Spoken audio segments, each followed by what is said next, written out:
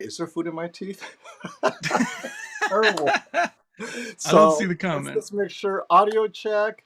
Are our heads the same size? Do we have the same tan? And okay, so you've done your push-ups. I need to do some sit-ups, but we can jump right in and avoid all that. Stop the FOMO, everyone. Today is going to be a fun live stream. As the year, or we call it the TV review season, is wrapping up, there's only a few TVs left. I think we have an idea of what the good ones are. And, there's no perfect TV, obviously, but just let us know how the audio is for sure. And we'll get into it today. Brian, take it away. What's up, guys? I'm just waiting for the comments to populate a little bit. Is it So quickly populating? before populating, before we get Okay. into the video, I want to say hi to everybody. Thank you guys for joining us tonight. I wanted to do this live stream pretty much as soon as we got back from MWAVE, which is the Midwest AV experience, which we were at Kansas City, or in Kansas City. Mm-hmm. And I'm coming back from that more hyped than I was from CES. And I do want to talk about that experience that FOMO and I had. We collaborate all the time, but there's something about being in the room together. And then on top of that, meeting all of these people that were either other creators or vendors, but just the hands-on experience that FOMO and I had together on the fly really made me realize the potential for an event like this where FOMO and I can really add to what MWAVE really is all about. And Michael, Youthman, who's I think in the chat, and he's going to enjoy or join us later. His attitude, his exuberance is amazing. Like, it's got me hyped for the rest of the TV year. Can't wait to get into the next shootout and then build to next year. But it was just the camaraderie, FOMO, of us hanging out together, the hands-on with the TVs, and I can totally picture a ton of you guys, hundreds of you guys, joining us next year, because the build quality, the picture quality, handing the remotes to people, letting them ask us what they wanted to see. Oh, there he is. What's up, Mike? Um, it was amazing to have this interactive thing. So when FOMO does these live streams where he has the TVs behind him, there's still that disconnect where he has to jump out. Here, it was like handing the remote to anybody who walked in. And it was awesome to say, I want to see Aquaman. I want to see Lord of the Rings. I want to see Jaws. I Oh, want to wait. see I want sports. to see Mario Brothers and get shut down. We, we took Mario Brothers way too long, but it was just, I'm coming back with so much energy, and I'm hyped for the rest of the TV year, which is going to lead into, again, the shootout we have in September. But I really wanted to also get Mike on here after, because or Michael, is the attitude he has and the togetherness and everybody introducing themselves, it was unbelievable. I mean, I really came back with all these people that we knew and met new ones. We had people walk up to us. It was really amazing. So I'd love to have you guys come next year. I mean, we can add a few hundred people easy. That, Oh, and here's the thing: before FOMO jumps in, and because I was saying this to FOMO, Michael and Ryan have this thing, the experience rooms, where you go into each of these vendors. Amazing surround sound. You guys would absolutely love it. Projectors, everything. Our ideas for a TV room would be basically you guys come meet us, hang out with us. You have 2 days with us and every other vendor. It would be a way for us to do like a meet and greet and get you to see the TVs that aren't in stores. The TCL, the Hisense 98-inch TVs, having a gaming portion. So there's so much potential that I know FOMO and I can add to this event. And we just did it by the seat of our pants, and we had an absolute blast. That said, FOMO, take it away. Tell me what your thoughts were from MWAVE and what you like to tell our buddies out here about it. the great thing is we had different lighting conditions, and it's hard for me to mimic bright room conditions because there's the common fluorescent light above, then there's the floor to ceiling bright sunshine, and you cannot really reproduce that because shining an LED on the surface of the TV really doesn't reflect your room condition. I mean, I don't know how many of us have a giant super bright LED behind us because all TVs fail with that test. However, ambient light that we had at MWAVE in that room where it's bright enough, and I think it definitely accurately reflects how your rooms are like, just with the lights on, right? And when I did that, for the first time, I saw the differences between, as far as just reflections of me and you as host standing there. I go, whoa, that QM8 is great, but with the lights on in a dark scene, I could see my reflection so perfectly. But then I Yeah. moved over to the A95K, I disappeared. And I was running back and forth. And then go down to the U7K, and also my reflection, very clear. Move over to the G3, which was next to it, muted. And so at that point, it's really difficult to it's like you're realizing, wait, you're saving a lot of money, but this is the demonstration that people needed to see. And a lot of people, they were like, oh my gosh, I'm so glad I saw this because, and so we started talking about, I go, wait, this is not necessarily a deal breaker unless you're watching these dark scenes because, and this is why we ran the Mario Brothers and the sports. I'm like, see, I'm not there. So you have to ask yourself, is this TV for sports? Mostly, right? Just news and sports. If it is, don't worry about it. But if you're watching 1917, like just a variety of shows and movies where you know there are dark scenes, Lord of the Rings, Game of Thrones, right? Just a lot of the Netflix stuff where you have that moody scenes in there. It may not be for you if you leave the lights Yeah. on. Like when we say light control, it's really all the lights have to be off because the light that reflects off I was wearing like a white shirt, a light colored shirt, or even if I did it, my head would be like, you can see my face, right? And so But the it's but kind the of way you cool. did it was so funny, right? He gets everybody comfortable, and everybody's picking their things. And he's like, "Hold on a second," and he like sprints to the lights because they're like 100 feet away, and then right away everyone's like, "Oh, actually, I don't know if I like that." So it was basically a blind test. We didn't label them, which I'm glad we didn't. But for FOMO, it was just so funny because he got everybody into it. He was pointing out the pluses and minuses, and he's like, "Oh, let me go ahead and totally screw that up." Oh, But Oh, so it was you bring amazing. up another great point is when we're there in person and you have live audience, right? Because in chat, oftentimes I miss your chat because you're doing literally 3 or 4 different things at the same Yeah. time. I'm trying to manage the camera, making sure, your hand signals, and sometimes in chat, you're like, hey, FOMO, can you check this or that? If I catch it, great, right? But if not, or maybe I'm speaking and Brian's not looking in chat because he's doing something else, in person, people are saying, hey, can you check this content? And Yeah. right there, boom, we do it. We make it work. And so, oh, before we go on, Lisa, thank you for the reminder. Please click like, everyone, so more people can enjoy this live stream. Thanks for that Yeah, reminder. we had 132 in. So please hit like Yes. for FOMO. This is a lot of work for Yeah, my no, boy getting together. it's, I made him do this stream earlier and I hit up in this morning and said, let's see if we because I saw, Michael, I call him Youthman, but I saw him on some other streams. I said, you know what, let's get him in. yeah. And we'll get him in later on. And we'll get him in the second half.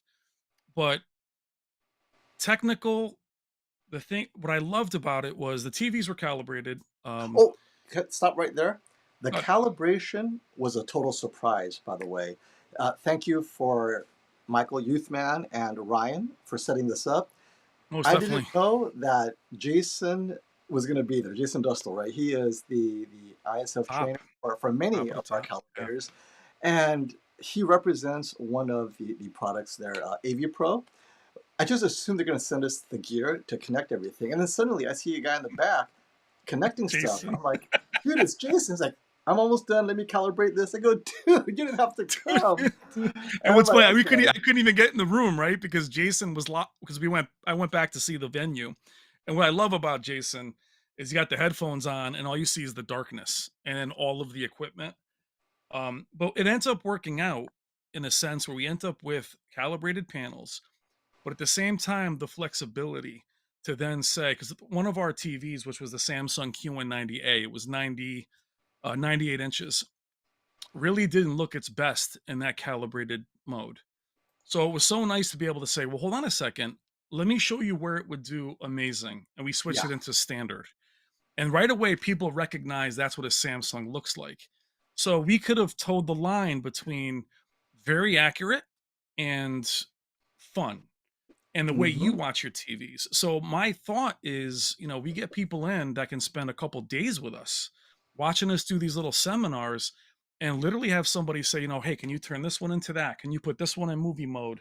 Can we see how it looks with live color on? Yeah. And it was just that interactive experience, but the camaraderie of us, we have so much love in this community and we know each Oh, other by name. To meet you guys in person at an event like this, and then have you, so it's so funny, real quick. Everybody coming in was from a projector community for the most part. yes. And they were so impressed with the TVs, and they knew a lot of us because there's some crossover. They knew FOMO and I definitely, but I would love to see you guys there and then going into those rooms and seeing the projectors and the speakers. And I'm telling you, for this next event, we could get another 300, 400 people easy. That would, oh, modern wise, OG. What We I can get miss? that. We could get so many people that would just, but not just to go to the venue, but to hang out with us. I Yes. mean, literally just we were there 12, 14 hours. And to be there with a bunch of friends would just be an addition. Cause that's how me and FOMO only see each other a couple times a year. So it was so good to see him in person.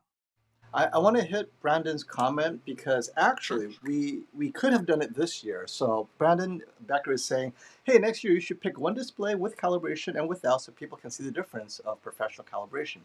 This was actually possible this year because Yep. Sony and Samsung have two accurate modes, and LG, well, yeah, and LG. They all three of them have two accurate modes. One is filmmaker, so on the LG and the Samsung, you have filmmaker mode, and then one is just movie mode. Movie mode and filmmaker, or on the LG, it'll be cinema and filmmaker. Either way, if you calibrate one, let's say choose cinema for the LG and choose movie for the Samsung. So that's your calibrated mode. Then you go to filmmaker, which is out of the box. I'll tell Jason, just calibrate Yeah. that one, tell me which one it is, and we could still go back and forth on the same TV. I know you like it side by side, right? Yeah. But this also lets you see that sudden shift from one to the other.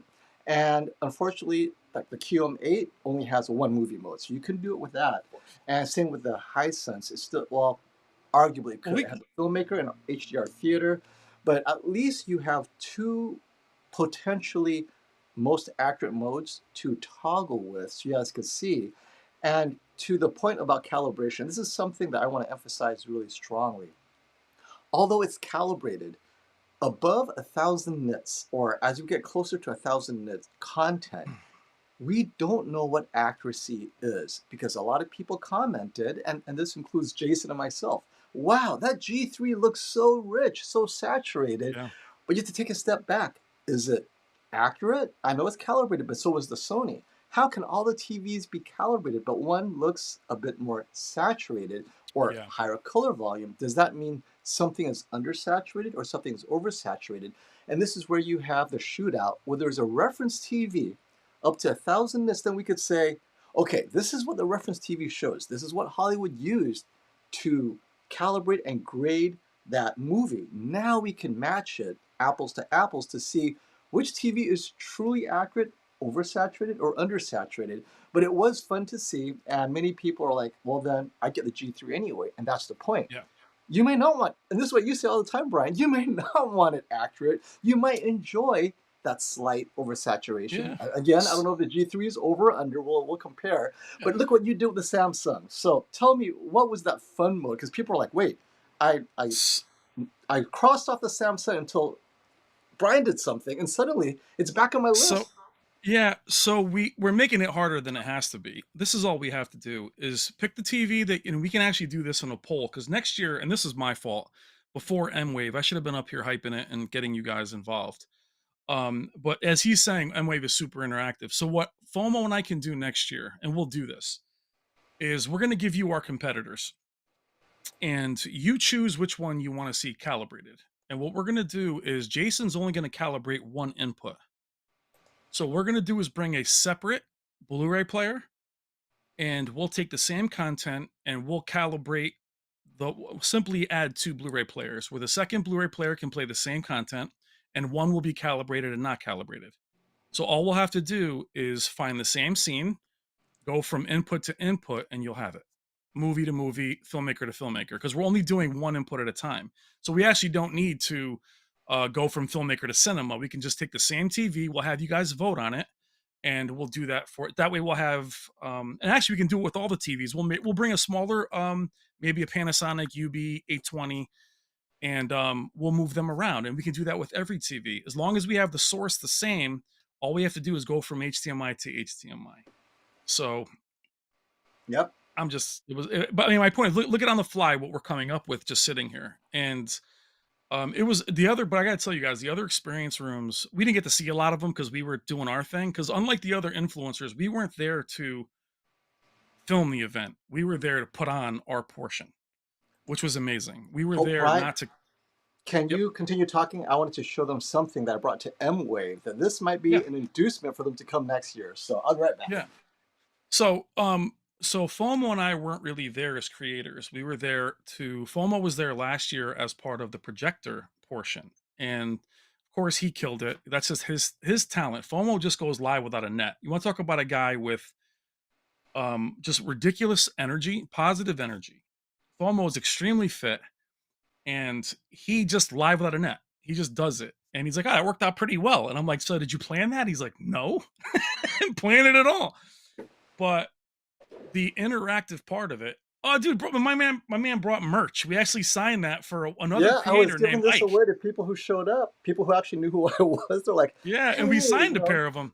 I said, wait a But minute, I have all these gloves to give away, and I did. So people who show up yeah, get these but it's like gloves.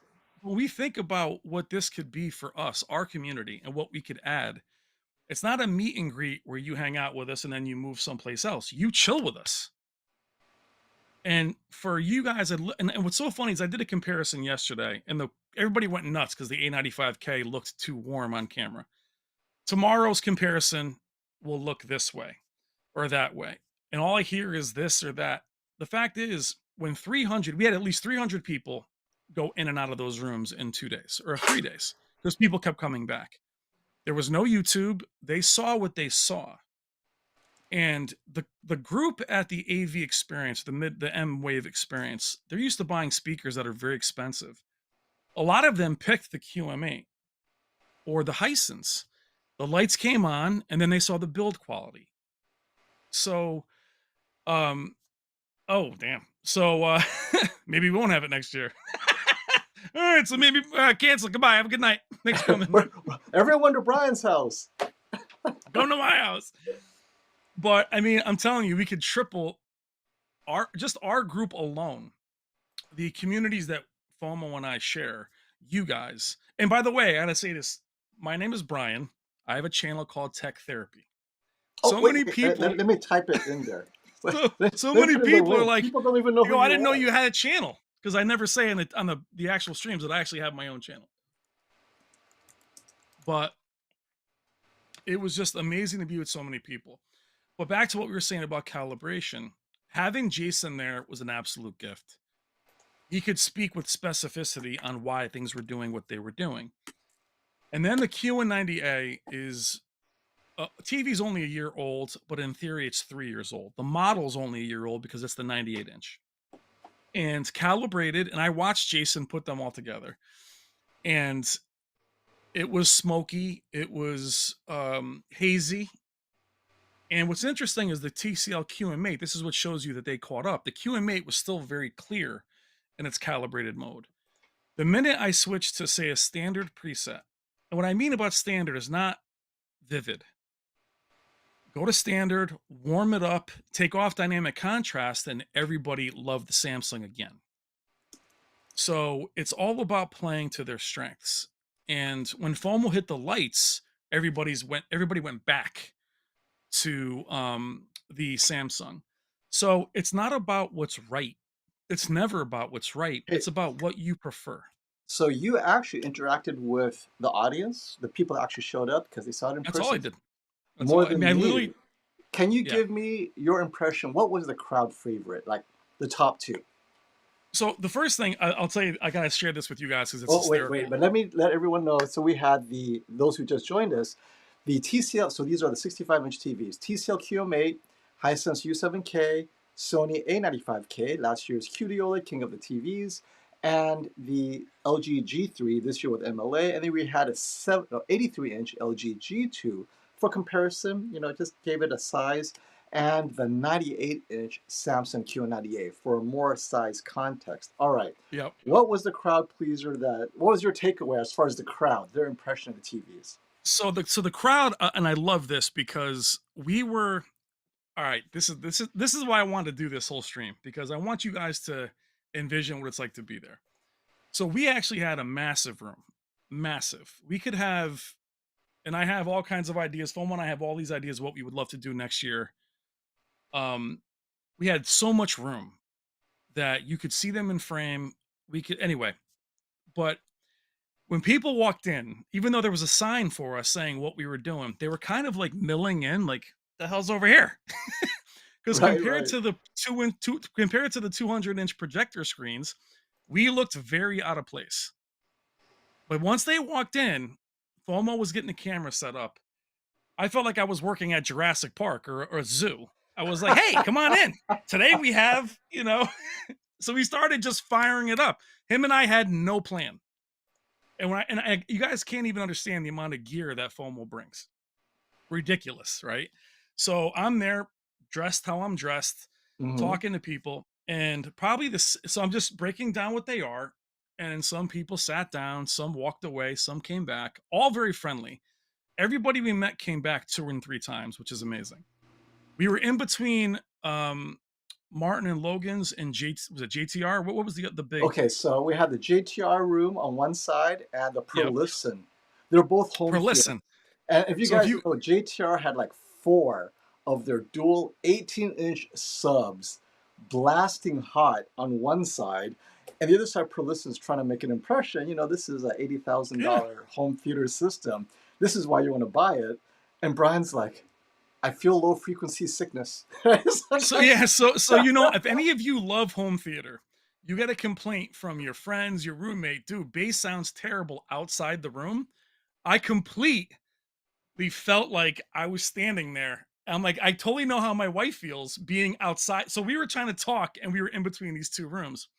I even did a video with Jason called Calibration, the Tools of the Trade, which I'll release next week. And my microphone was bouncing up and down because of that. But anyway, the second wave came in, and one of the gentlemen came in and he was talking about he had this TV, he had that TV. And then he says, my house got struck by lightning.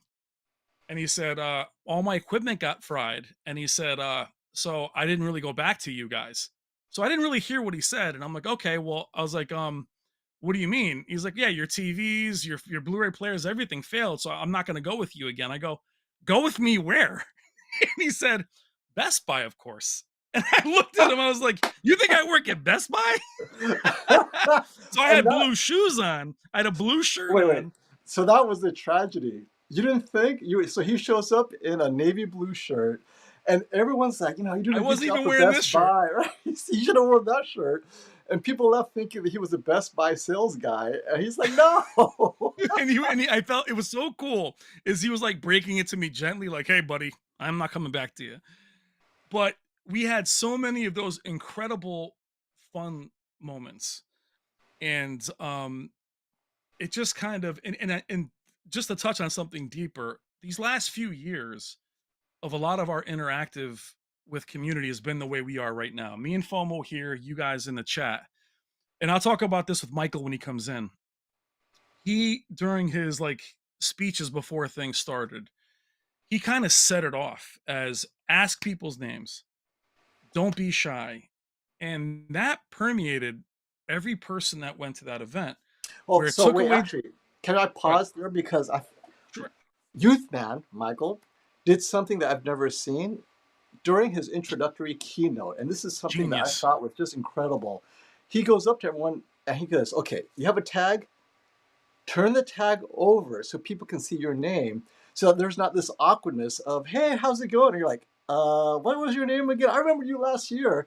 And that happened Yeah. to me so many times where the guy's like, Yeah. "Oh my gosh, FOMO, you're back." I'm like, "Who are you again?" But when his name is flipped, "Hey, John," and it's so smooth, right? Because everyone knows I'm FOMO. I'm like, and there were like 3 Brians, 4 Johns, Oh no, five there Chris's. was way more Brian's than that. That I don't know about that area. There I'll was tell you, a million. by the end of the day, to me, everyone was, "Hey, buddy."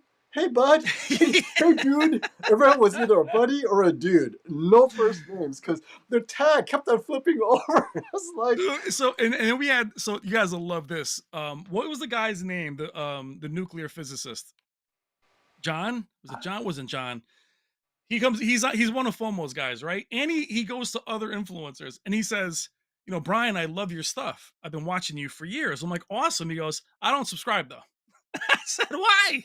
And he goes, I'm subscribed to FOMO. I'm subscribed to this guy. And the whole 2 days, he's like, maybe I'll subscribe now. Maybe we'll subscribe now.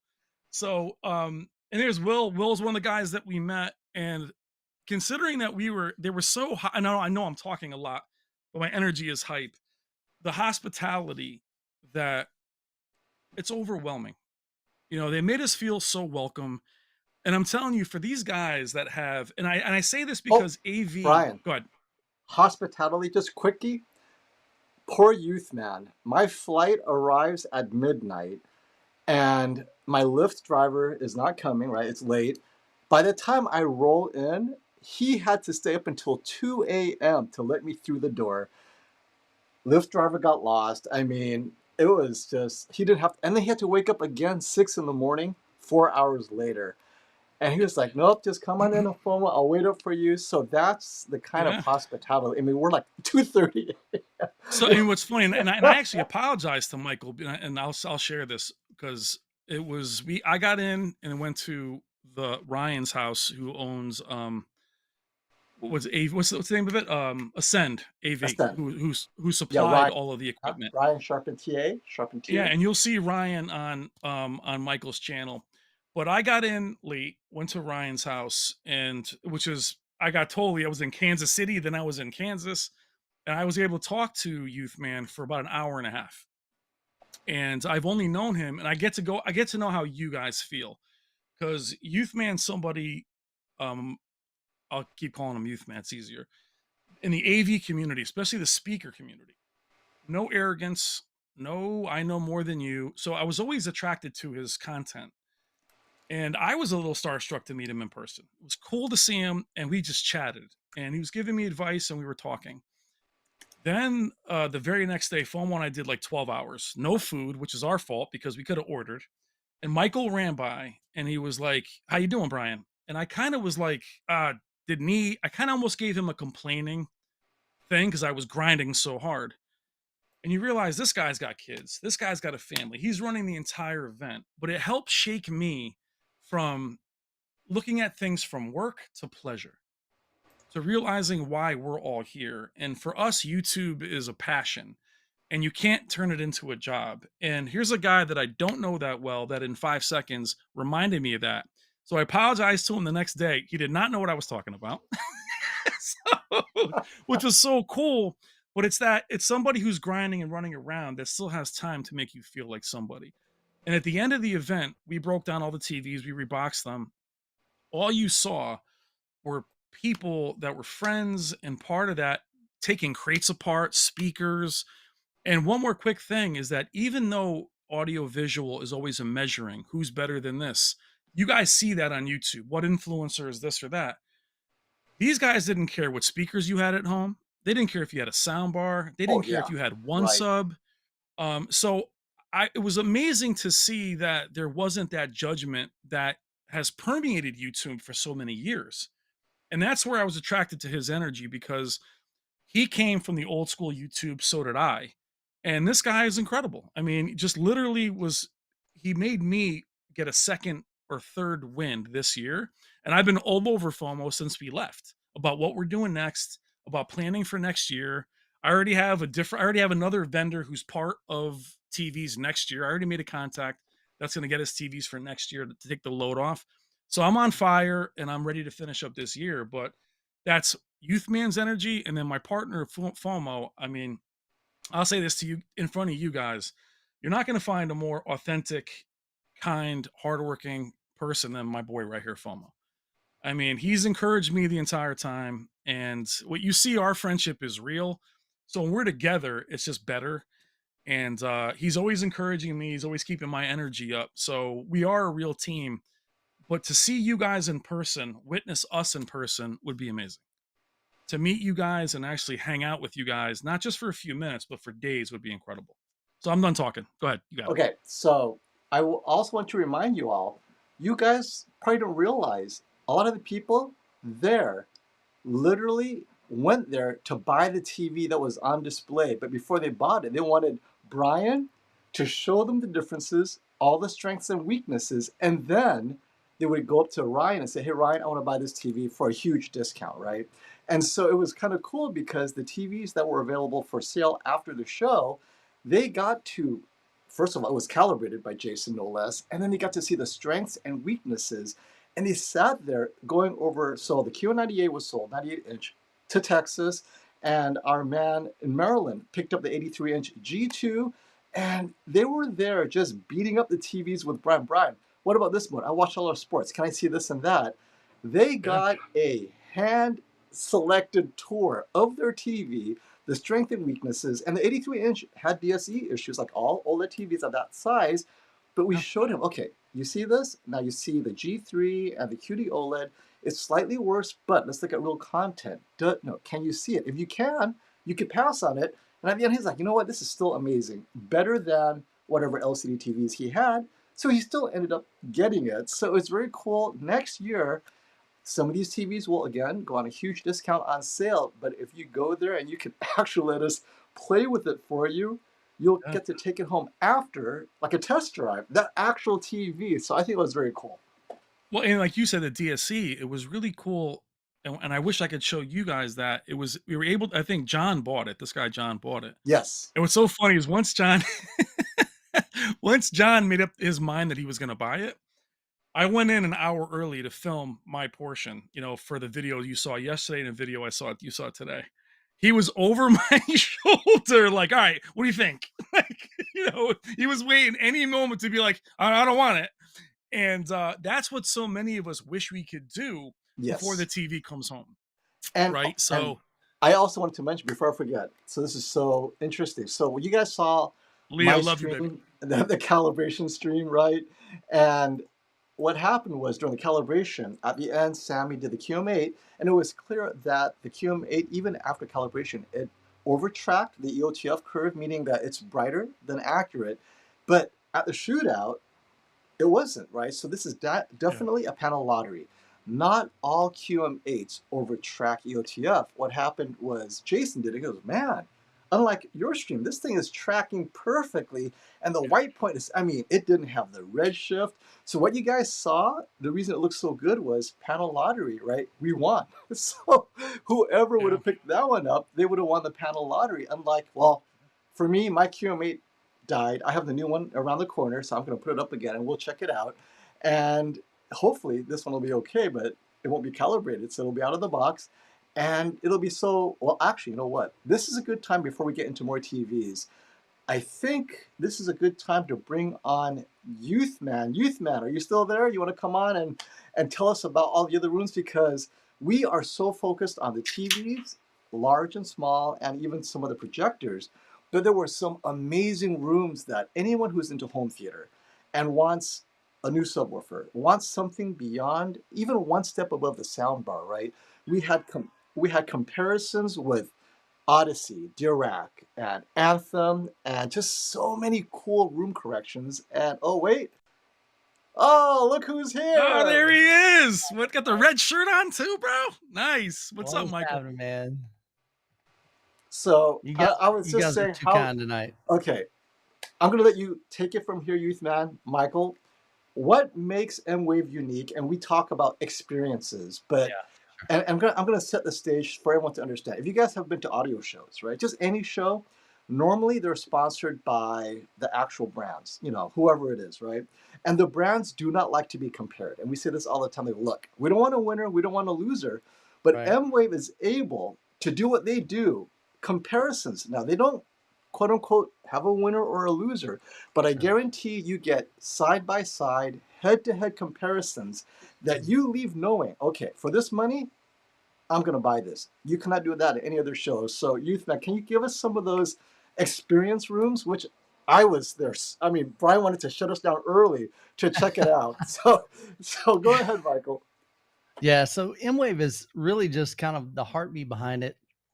We want to gather number one enthusiasts. And as you shared earlier, a big focus of mine is relationships because I've been to a bunch of trade shows, I've been to a bunch of audio shows.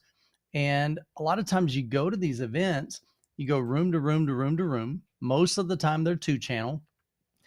And at the end of the show, you go home and you're like, that was cool, but I didn't really meet anybody. I didn't make any friendships. I didn't establish any relationships. And so that was a huge part of what I wanted to do with MWAVE. I wanted to make this and create a space that people want to build friendships. We intentionally put people's screen names on the name badges because there's a lot of guys from like the AVS forum and online forums. Woo! That was my reminder to jump on live. I was like, wow, And he's booked back to back to back. hey, Uh-oh. I'll get busy and I'll forget, man.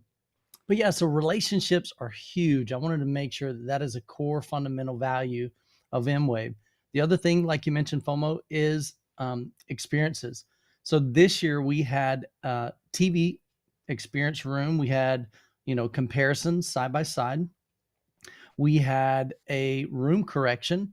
So when you've got an AVR like that has Odyssey, one that has Dirac Live, one that has Room Perfect, we want to be able to switch back and forth between those to allow you as the consumer just to see how those kind of try to fix the room, any issues that are in there, and how does it sound. So we had that. We had a subwoofer comparison. We had 7 subwoofers, and our guests were able to, we would just switch, and we did all this blind. So one thing that we want to do is we want to try to take as much of the biases out of the question. We don't want you knowing what you're hearing, because sometimes if we know what we're hearing or we know what we're seeing, our brain can tell us that we're hearing something that we're not. And so we're able to switch back and forth. And again, we're not awarding any trophies, but we want you as consumers to be able to have these side-by-side comparisons so that you're just better informed and you can figure out what's the best fit for you and your setup. Let's see, what else do we have? We had a projector comparison. So I'm a projector guy. I haven't even had a TV in my living room probably for, let's see, we lived in this home for 17 years, probably for 16 years, because I have a 150-inch projection screen in the theater room. So I'm like, I don't need a TV, and we don't watch a whole lot. But now I do have an 85-inch Hisense, very budget-friendly TV, works great for our application. But we had side-by-side projector comparison. And so we had things like the NZ7, the NZ8, NZ9. We had some Sony projectors, laser projectors, current models. And I believe they also had the LS12,000 from Epson. And once And can I again, stop you there? That is, for those of you who aren't aware, if your budget is 5,000 or less, just get the Epson LS12,000 and call it a day. beautiful. Don't even comparison shop at that point.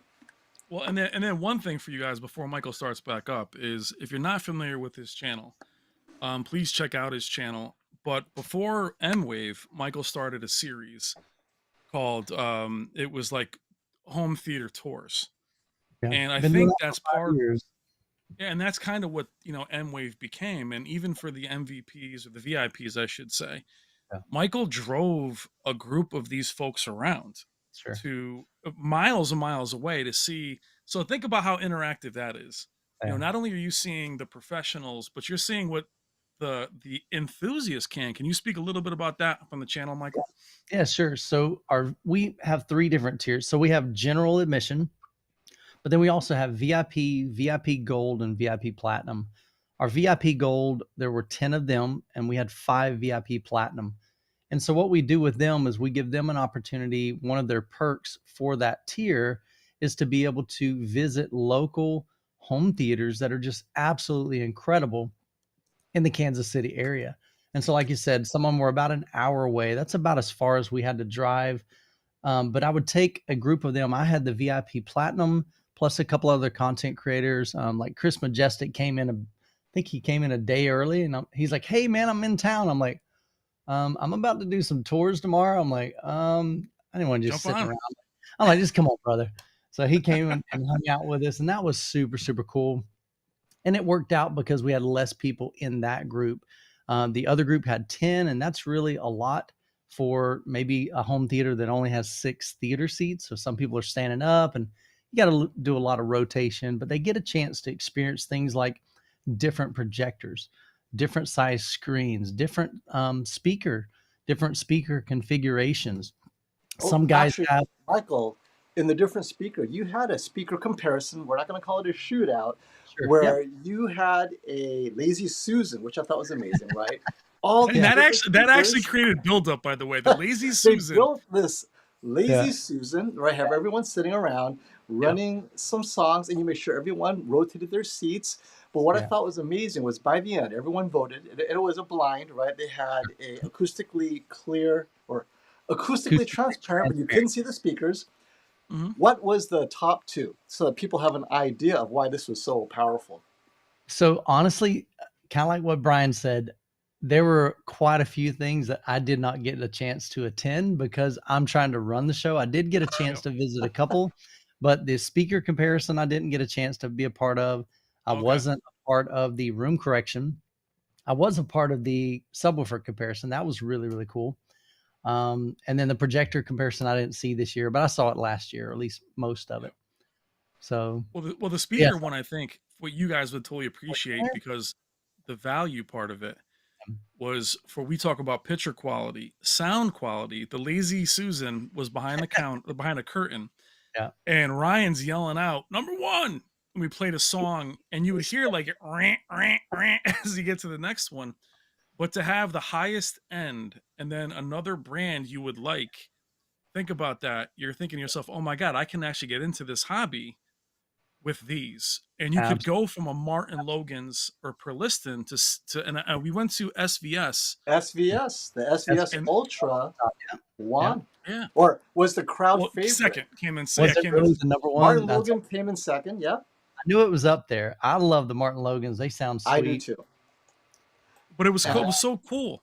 Yeah. But then also to go into the SVS, and what you saw was a receiver Yep. running a full surround, no amps. So you Yep. said, so just like TVs, you can see I can get into this game at this price point, and then I 100%. can build off it. So there was no, it was just a cool, and the SVS guys were as proud to be there as the Perliston guys. Yeah. And seeing, and we talked about this with CES, seeing the manufacturers have that gamesmanship, I would love you guys to see that. Yep. They're so polite to each other, but they're definitely competitive. so I want to get the super chat because Buddy Love sent a super chat. So thank you, Buddy Love. Do this real quick. It is a big hello, but I'm still. Where is it? Oh, it was right here. Guys, we have almost 200 in the chat. Please hit like for Michael Yes, and FOMO please. for Thank spending you. time. Thanks for joining us Oh, here tonight. it is. Found it. There we go. Thank you, Blade Love, for the super chat. You guys are great. FOMO TV Buyer's Guide is a big help. It helps family members and friends buy TVs they love and enjoy based on their use case. Yeah, I put a little chart and all the different prices and stuff, and I try to keep it updated. Speaking of which, I need to update it again. And I want to hit this comment by Brandon Becker because this is, for me, it was a game changer. So you're talking, you didn't get to see all the rooms, Michael. Yeah. So I specifically wanted to experience the room correction You Awesome. did. the Filmed room, it the too. room correction, and I was there with Brian. I brought my spatial audio presence to record everything, right? Because I Last day wanted we to. sat in it. Oh yeah, we sat there. So I'm gonna have that for you guys later. We were comparing Storm Audio's Dirac Art, Mhm. and they had the Storm Audio guy there to make sure he calibrated to the room perfectly for room correction. We had the Lingdorf Room Perfect. We had the Anthem Arc, and then we had the least expensive and oldest one there, Odyssey. Mhm. Yep. And to be honest with you, they all sounded great. I was like, okay, I would not buy any of these based on the room correction alone. However, I did notice the difference in the vocals. So Mhm. we watched Top Gun during that final dogfight scene, and you hear Yep. Maverick talking, right? And his voice literally changed from one room correction to the next. Now, there is no right or wrong, but I'll tell you, some you could hear that they removed a little bit of his resonance so Mhm. that, instead of sounding like this, he sounds a little bit like this. And so you could hear the voice more clearly. But in others, you could hear that resonance on the lower part of his voice. And I was like, oh, maybe that's what people should be listening to rather than Surround, it actually affected the vocal just a little bit. I mean, it wasn't significant, but the fact that we heard it, hopefully I captured it. I'm going to show you guys. But where else in the world do you have Oh, Mark. perfectly set up, right? 7 identical Martin Logans around, on top 4, and then you had, was it 2 4 subwoofers, 4 JTR subwoofers, right? RS1s. So this was 7.4.4 then, right? Yeah. So Yeah. native mix, and the only thing different was just changing from one room correction system to the next. And he tried to level match it, but it's really hard to level match because literally each room correction will be slightly louder or less loud. So he did what he could, but and when I get it back, I'll double check the level match as well for you guys, right? But ultimately, they weren't so different that I would say, oh, you know what? I'm going to get the Storm or I'm going to get the Odyssey. What I ended up choosing is not even based on the quality of the room correction, but the UI, which is the easiest to use. If I can get from A to B in the least clicks as possible, I'll probably get that one.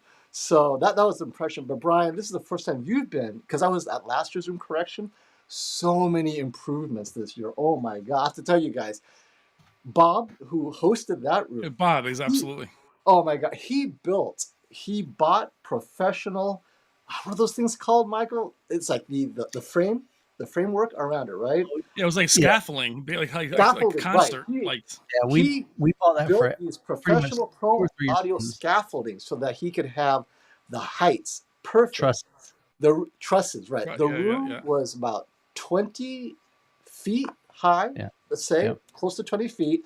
He made it so that the atmos about 9 feet, perfectly angled. All the chairs were, he maxed out the sweet spot where he could, and the speakers were all about 12 feet. I mean, he tried to optimize it to the room, and the room is partially treated, not perfect, but I have to say, there's no way any event could do that. And and by the way, he did it for free because he loved it. Well, I mean, and like what it's Michael said it's amazing. Well, Michael said experience rooms. This is what I think is so good to hit home, because I didn't get a chance to tell Michael this while we were there. Special shout out, first of all, to Michael, where is he? Mark Holbrook.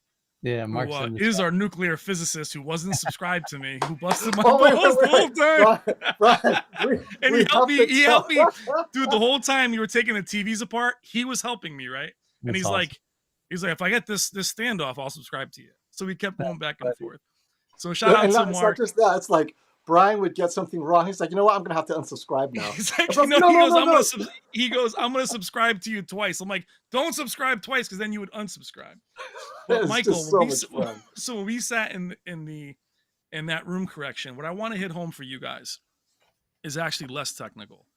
It was 5 different people, me, FOMO, being content creators. We had Bob, who knows these products inside and out. Yeah. And my takeaway was, what was reference? So Bob had said right at the very end that he enjoyed the separation, but at home he would actually listen to it much lesser, like not as loud, I should say. That's right. Yep. Where me being a home theater movie guy, not a channel guy, I'm like, dude, I needed that much louder. So when you're listening to an influencer talk about, I like these, you have to also say, does that guy match the style I like? Because I like the loud, I like the surround. So when he was like, which one do you like? I'm like, I need you to turn it up. So the experience was, if I really wanted him to, he would have done that for me because I was there. Yeah. And the fact that he would have been able to, and this is how patient everybody was, Michael, and even if you didn't see this, let me go ahead and run through processor 1, 2, 3. You can't go anywhere and do that. And guys, I'm not trying to sell this show to you. I literally am going to make purchases based on that show, because I was able to, I don't have to buy the $20,000 one, because I saw that he proved to me that the $7,000 one is great. And we always talk about how certain TVs aren't in stores and retailers don't carry models anymore.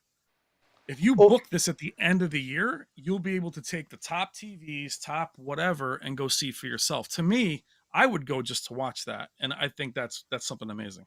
And this is to JTR's owner, Jeff. I promised him that I would make the correction. So last year, we had this similar comparison, and he had the RTJ speakers. They're amazing. They're super expensive, but they were installer only.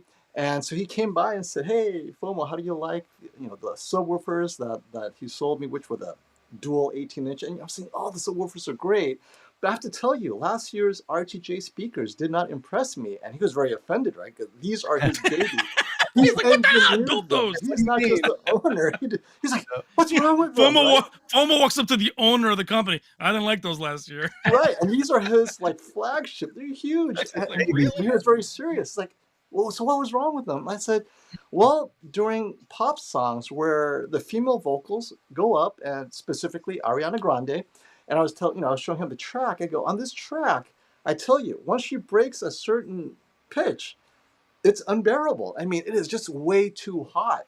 And he's like, "What speakers were these again?" I said, "These are the RTJs last year." He goes, "Oh my gosh. Those are not voiced to be heard directly from DAC preamp amp. You need to EQ those. Those are for installers so that when it runs through a Storm Audio or a Trinoff, it's perfectly smooth after EQ. You cannot run those without EQ." And I was like, "Hey, no one told us that. We just ran them So straight." He he goes, was like, touche. "Ah." Right. And he goes, "Okay."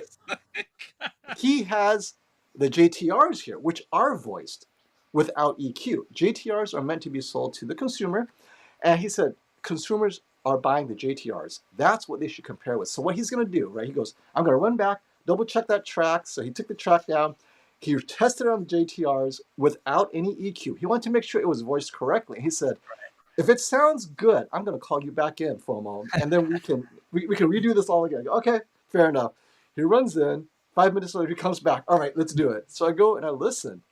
Spot on. It wasn't hot. The voice was perfect. I said, "This is what I needed to hear last year." It would not have come dead last. And I told him the reason why it came last was because of those female vocals, and he didn't know. But he wasn't there last year, right? He's like, "Okay, I'm the owner of this company. I will never again send my speakers without without me being present to make right. sure He should everything have is been there perfect." last year, but And that was it. He will. So I was like, "That's how it's done." And it's great to see yeah. the owner of the company just like be Yeah, so he's engaged, right? And they're so I all so love so it. down quickly in, to earth. so quickly in the chat. If you guys met us, or I know some of Michael's crew in there, please say hello because Yep. we had your real name and we had your screen name. But please say hello in the chat. Let us know when you met us or what. Cause somebody just said they were driving Michael around a lot. Please speak up. We met a lot of amazing people. We can't remember them all, but just say hello to us again. What I want to ask you about, Michael, is your history, where the name of your channel comes from, Sure. because also the way Michael speaks, I was blown away. I mean, and the way he was able to get. And I remember you have a lot of gruff guys, you have a lot of home theater guys. Sure.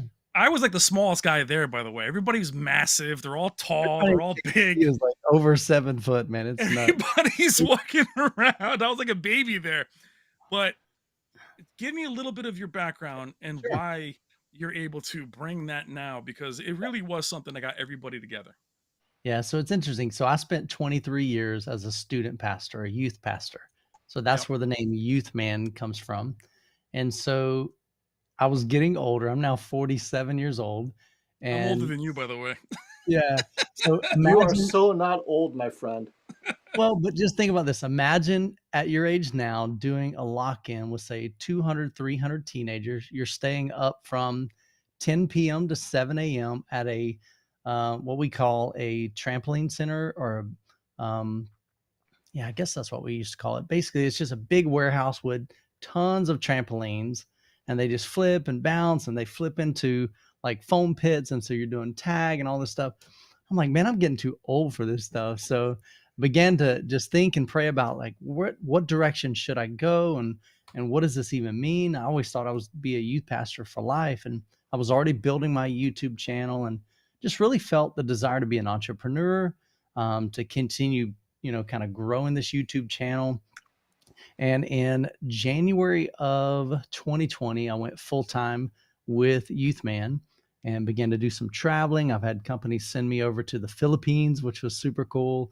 I've been to Cedia now, Audio Advice Live. So I'm doing a lot of the shows. And then we decided, you know what? There's all these shows are two channel with a tad bit of home theater.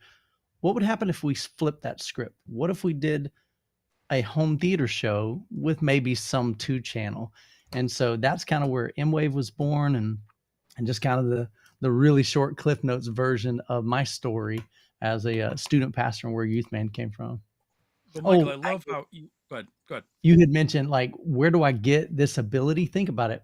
I used to have to speak every single weekend on Wednesdays and Sunday nights. I would have to gather kids together and do mixers and games and different things, and communicate in such a way and try to help kids feel welcome. They come to youth group one night and they don't know anybody else. So how do you get them to mix together?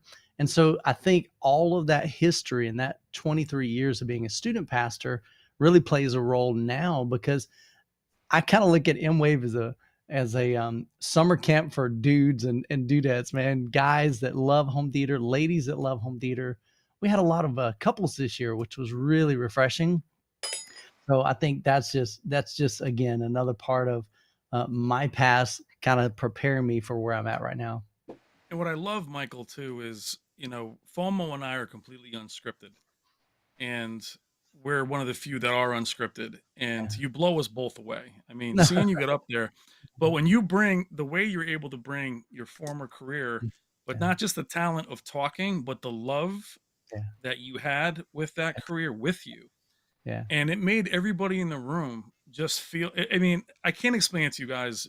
It was just, these are a lot of men, no egos. Again, a bunch of big dudes too. Everybody was so welcoming, but it Absolutely. does start, everything starts at the top and trickles down. Sure. And it's, and that energy, like I said, if you're tired and this guy is traveling, and literally, I didn't think you were going to come on because I knew you texted me back yesterday, like, yo, I'm on a plane right now. So Dude, while we're all, so if my, so it in, so FOMO's energy fuels my energy, and that's how we play off each other. But to be able to bring that charisma with you, but that kindness with you, Thanks, and brother. something that is typically such a toxic environment Yeah, it of can be. speakers, and it can be, and for many of you guys that are in our community, that we really don't deal with a lot of toxicity. Nope. We're pretty strict with that. And the bad old days of YouTube, when I first started, and Michael's from then, it was always cutting each other down. Yeah. And the fact that you actually preach that, and I just wanted to make sure I got you. I mean, it just, again, it's very important to understand that. I think there's enough audience for all of us, Most definitely. And so, and like I shared with you in person, if there's anything that I can do for you, for FOMO, for the other guys, I don't care if you've got 1,000 subscribers or 100,000 or 1 million.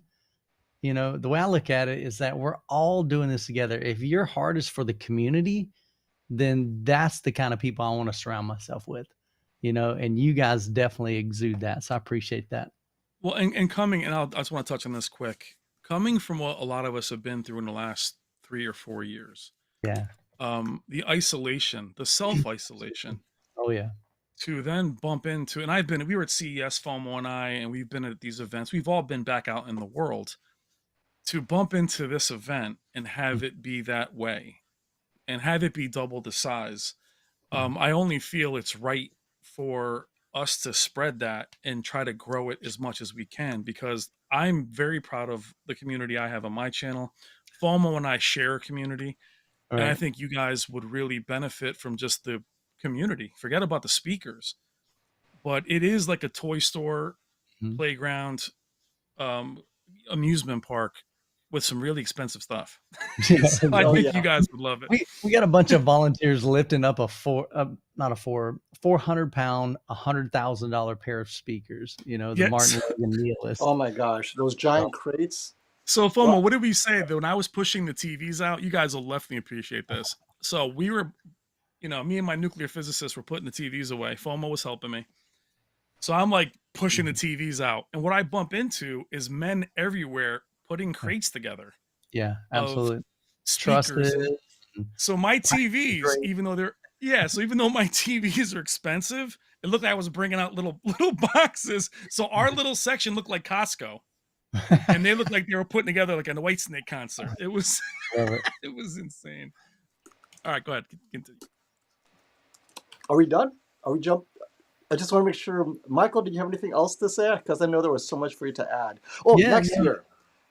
What are the Yeah. upgrades for next year? Like, I know it's all in the planning stage, but Yeah. is there one or two things you want to do better next year?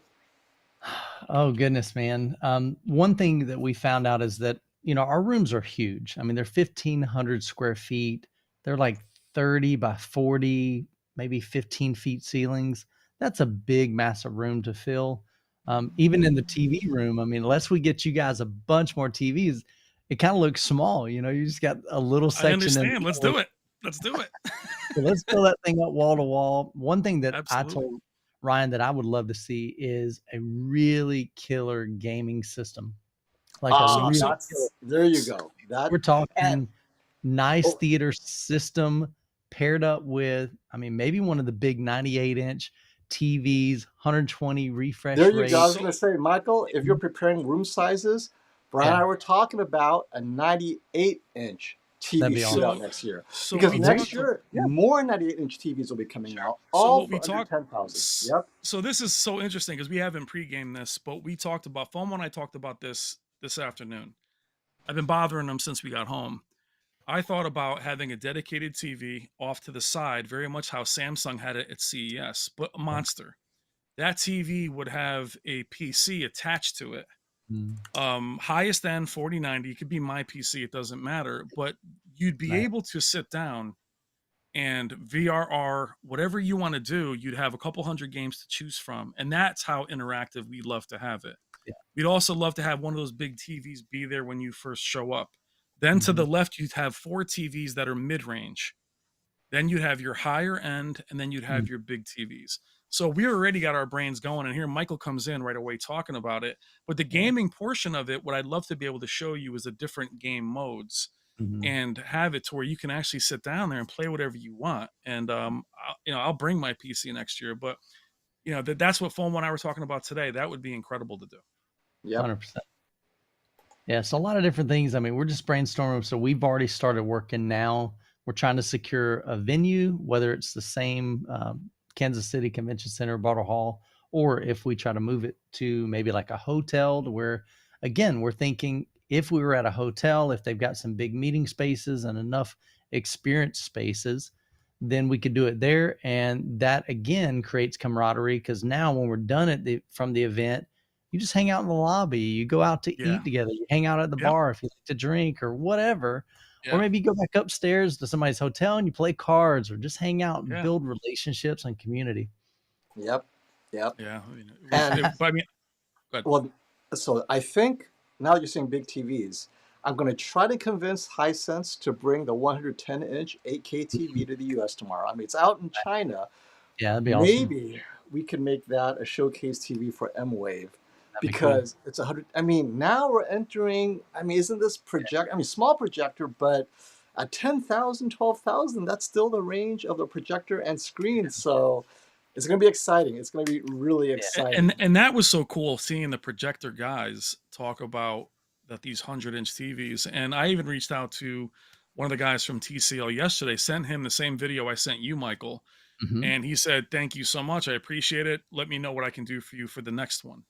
Yeah. So that takes the pressure off of Ryan. And just to make it clear that we talk about if a TV is donated like Hisense did for this event, which I benefited from because they sent one TV, one got stuck in transition. That TV's coming to my house. So I get Yeah. that to review.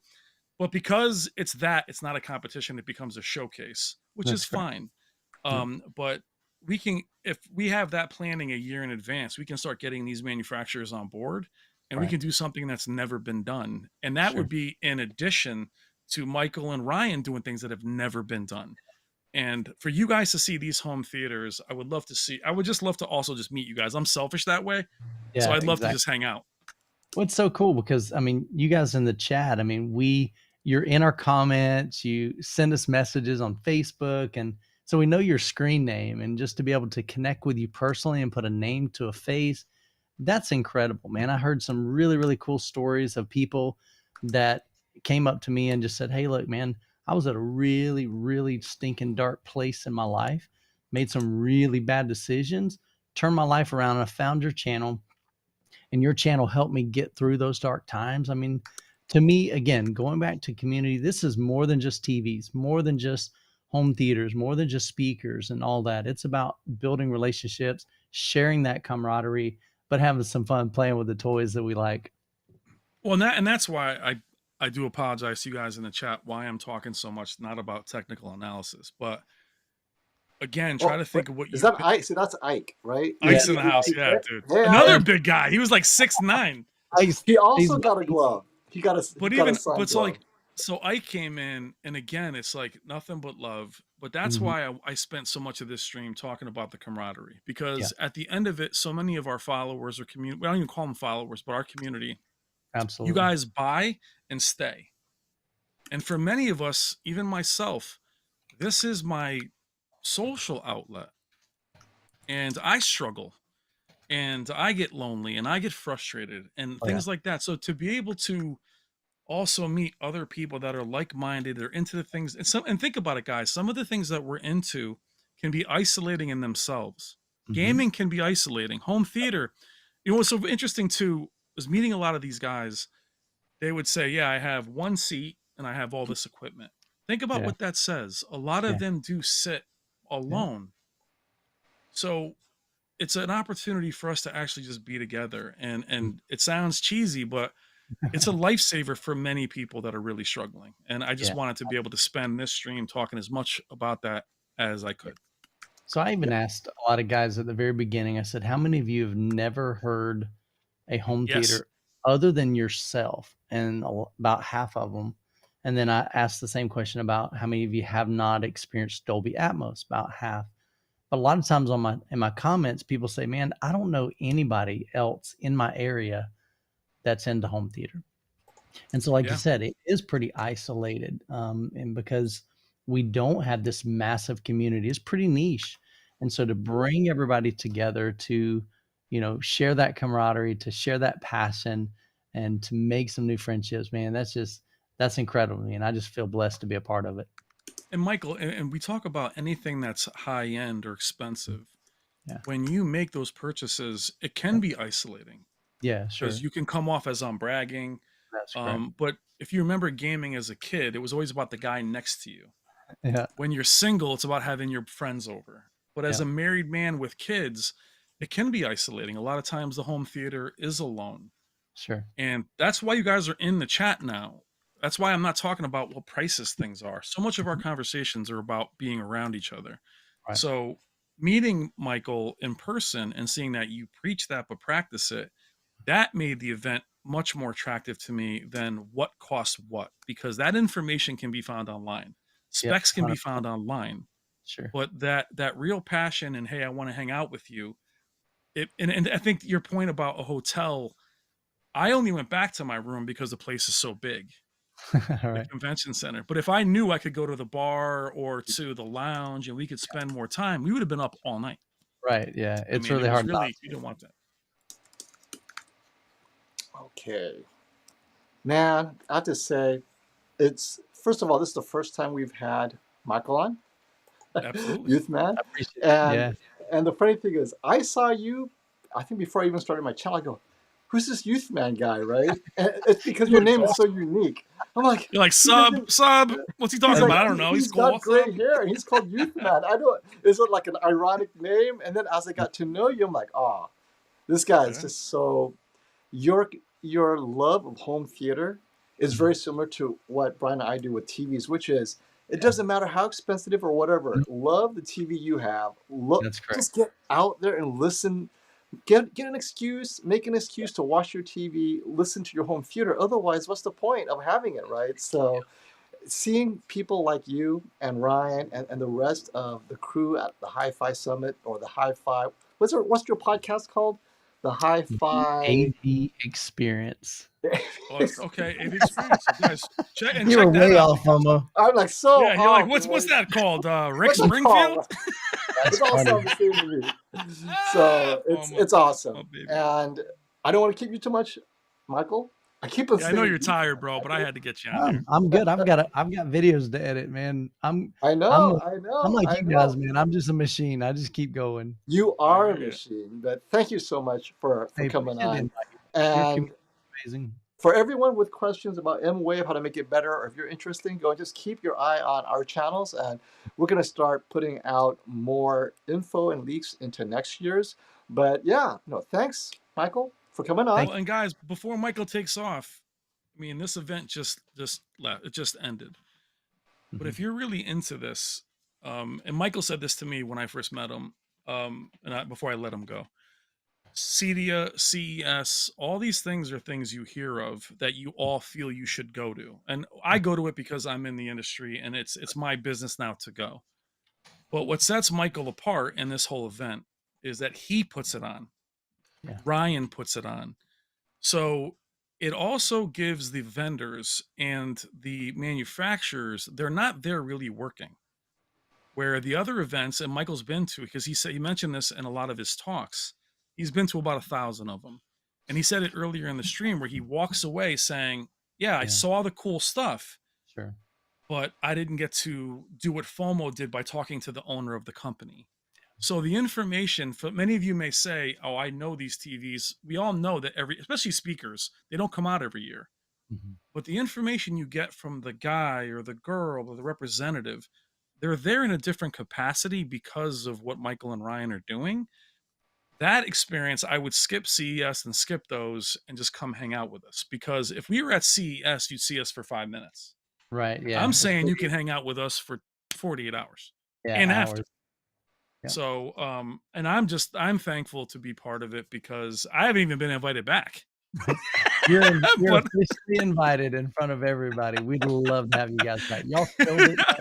He just texted me, bro, you're not coming back. Oh, my bad. But but my thing is, if it wasn't such a cool event, and I'll say this about me and FOMO, we weren't there to witness the event. We weren't there to film the event for our channels. Correct. We were there to take part in it. Yeah. And we love doing it. And we already want to do next year and make it bigger and better. But I would love to have our crew there. So it's a year away, at least. Start making plans if you're going to go to any of these shows. I just went to CES for the first time, and I have to go every year now. But this is something I wouldn't miss. And I'd love to have you guys there next year with us and to start checking out all the other stuff. So just start planning your year, giving you a year advance. Get your stuff planned out that way. I would the best part about Kansas City is the hotels are relatively inexpensive. This is not like I'm getting ready to go to New York City for the shootout. Right. Definitely not inexpensive. Yeah. Or CES Las Vegas, right? Kansas City, I love that you chose a spot that's easy, accessible. Food's great. Got this amazing place called the Protein House near the convention center. Bro, we ate steaks every night. FOMO and I. So quick, FOMO, tell the story before Michael goes. FOMO and I. First of all, FOMO eats a lot. But we went to. Oh, wait. Yeah, I got to tell the story. Before you go, Michael, we didn't tell you the story. So, Brian and I, we work out quite a bit, and I'm all like, I need protein. I need to have my 45 grams of protein and so forth.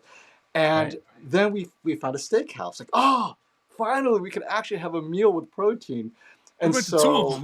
We went to two different ones. We went to one we liked. So and then Jeff, right, JTR, he wanted to know what. He overheard us talk about a steakhouse. He's like, what steakhouse are you going to? Like, oh, go to the one. It's called Bristol. It's down the street. It's really good. We're going to go back there tonight.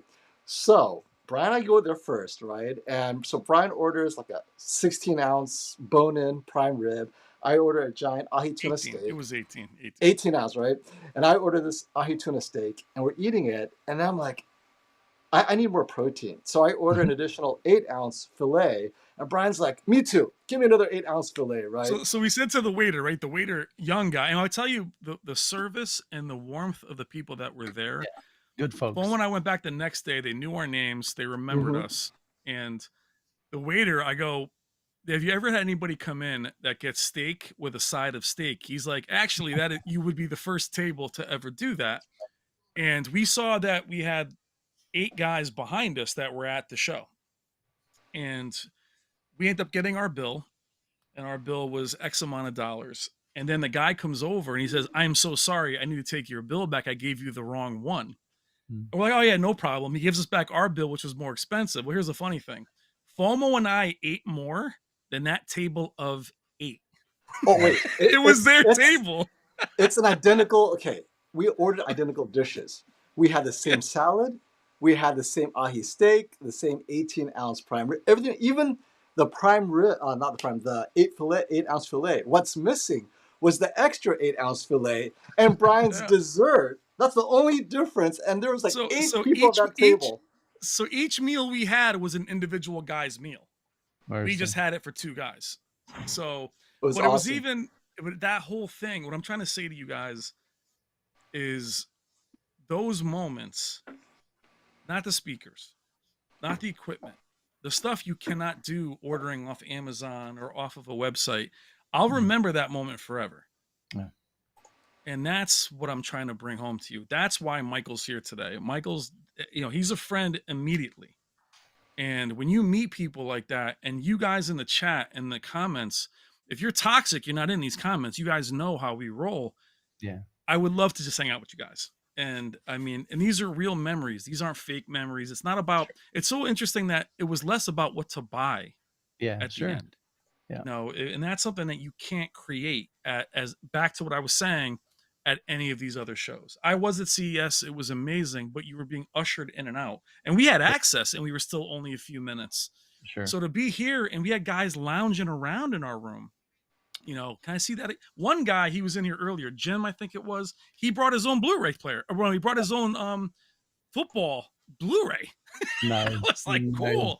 So, I mean, to have that next year, and like I said, what I mean about access is you're able to bring your bags, sit down, and just chill in the room. And not only that, but jump on stream with us, be on camera with us.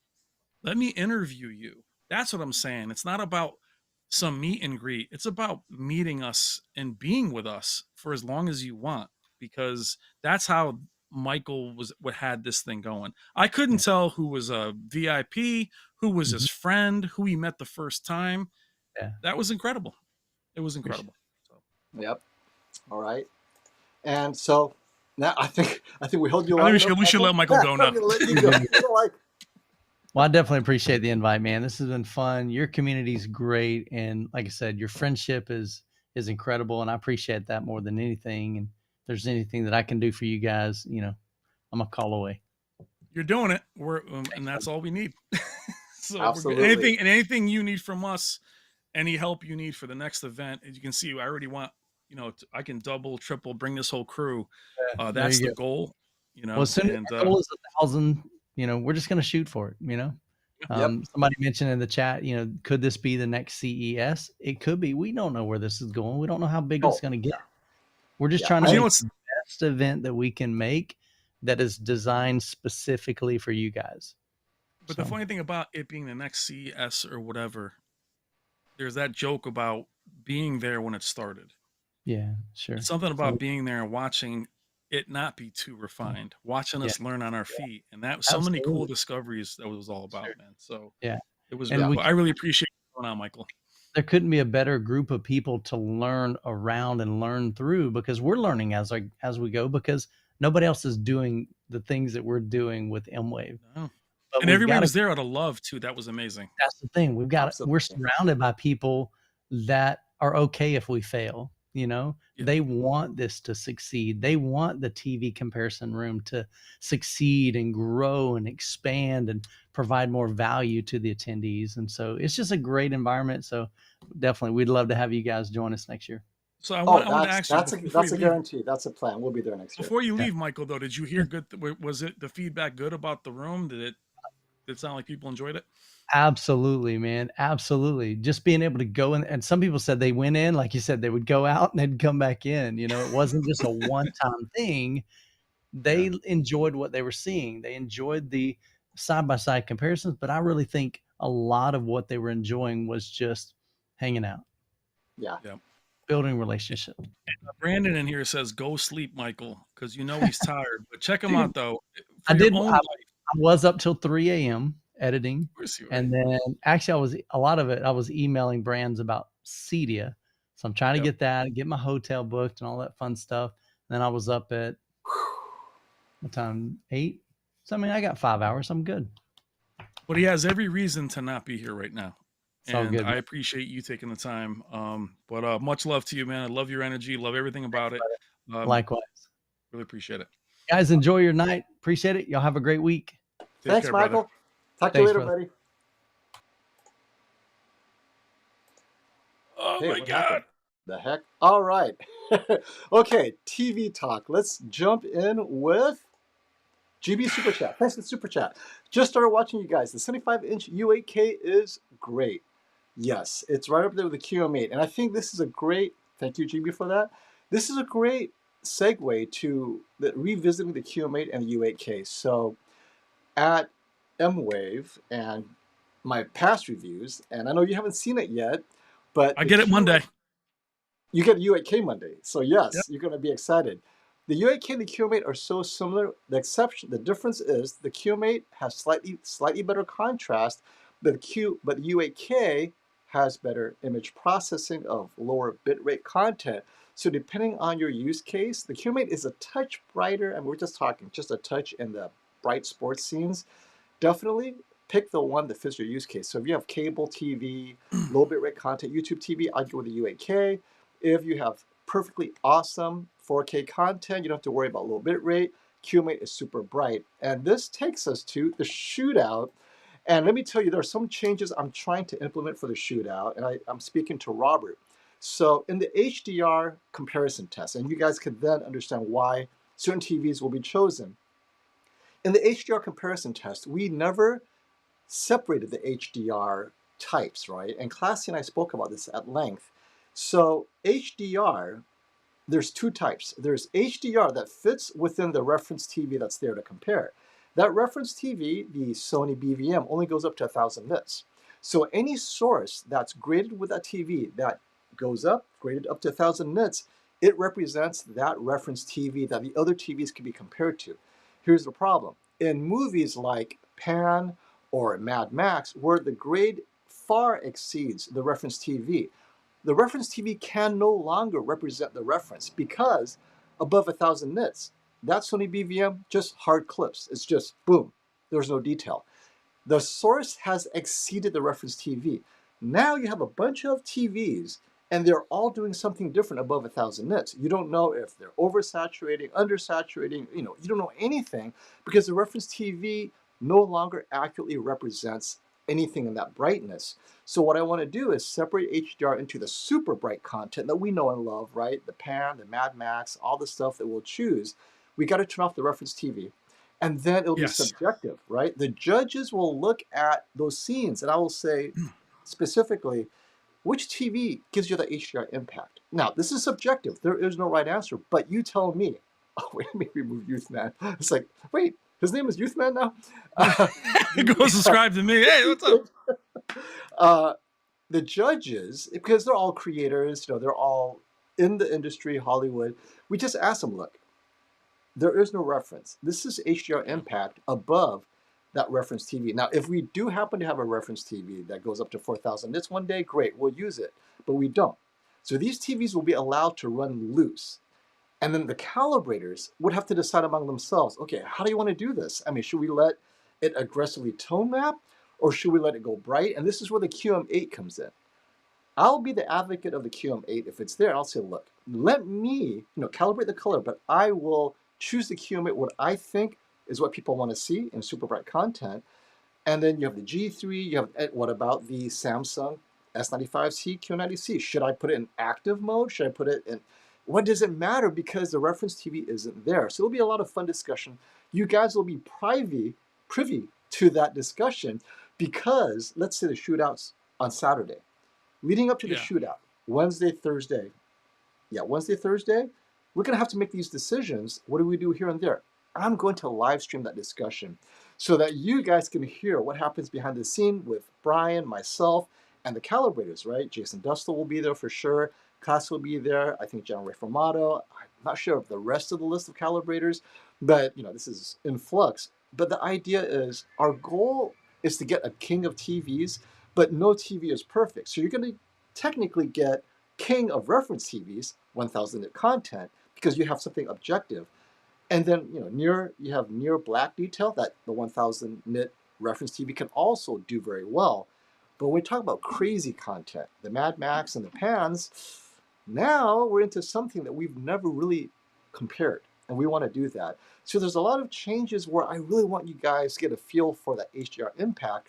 Where, hey, you know what? In Brian's fun mode, this TV actually looks really good, and that's the Z9K, right? We talked about Yeah. what if the Z9K was allowed to shine in bright content instead of this Yeah. this reference for 1,000 nits when that NASA Super HDR is like 8,000 nits, whatever it is.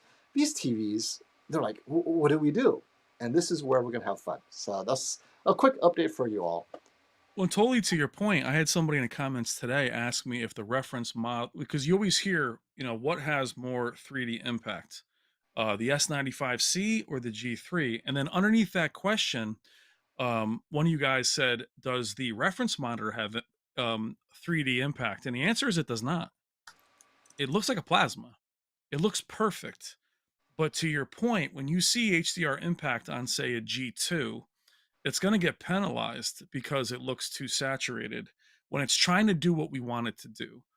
So to me, that's so important because, as we mentioned, like the Z9K looked naked, and so did the QN90A. So you're saying to yourself, there should be a mode where, um, as we were saying about calibrated, get out of that input, move it to the next input down, and the out of the box, I promise you, 90% of you want that TV. You may not know it, but I did it with enthusiast guys. These guys are projector fans, and Yep. all of them changed their minds on the QN90A after I took it out of calibration and into standard, not vivid, guys. And I can prove it to you. When I went into vivid, because a lot of manufacturers, vivid and standard, are very similar. So all I did is in standard. You try this at home, go into your standard mode, and then take away the processing of standard. Take away dynamic contrast, get out of cool, put it in warm, and you'll see a more punchy picture. So they didn't like vivid. It wasn't like these guys were uneducated. They immediately were like, "Oh my god, I can totally see why this is what I would want," Right. and it made a big difference. And I thought that was Yeah. really, really important. Thanks for the super chat, Kyle. This question really is for Brian. Will the Z9K go on sale? How good is the picture? So the Z9K, it's old enough that it's on sale right now, and it might not get that much cheaper because it is a Master Series.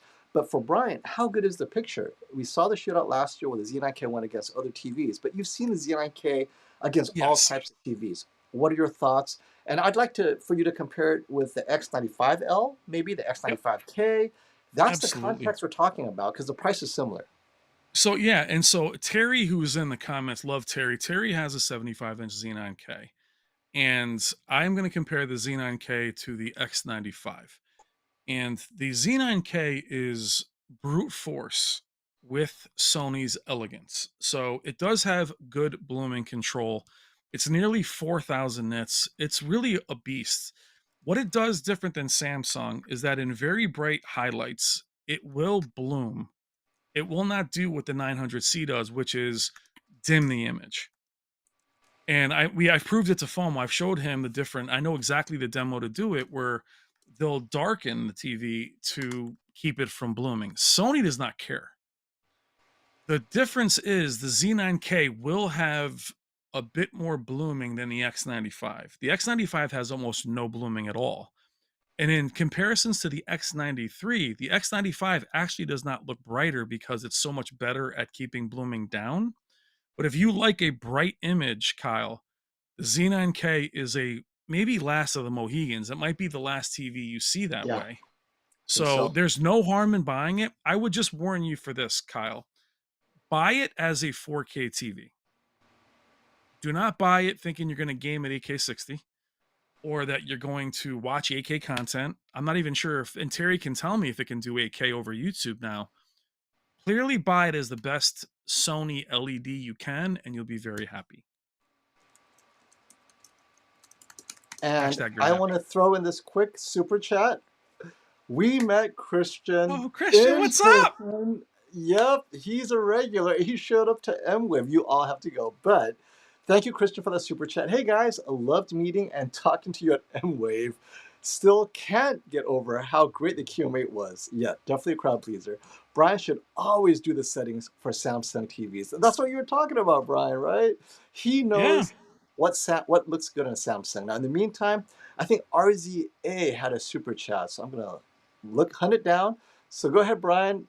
What do you tell us about what the comments you got when you put it in standard mode? Not crazy standard, but standard in its Yeah. accurate mode, so to speak. Well, and Christian, it was amazing meeting you as well. Christian sat with us, and I'm going to just be very transparent with you guys. Wanting you to attend this event next year, we're not paid to be there. So FOMO and I spend thousands to go, and I don't mean I stayed in a hotel. I wanted to be close. I and half the people there weren't paid to be there. So me wanting you guys to go has nothing to do with me wanting you to spend money. It's selfishly me wanting to hang out with you. Now, Christian, I will know, and I would love to see him. So, like, it's like meeting these people is what that's all about. And what was your other question about the TV or the fun mode?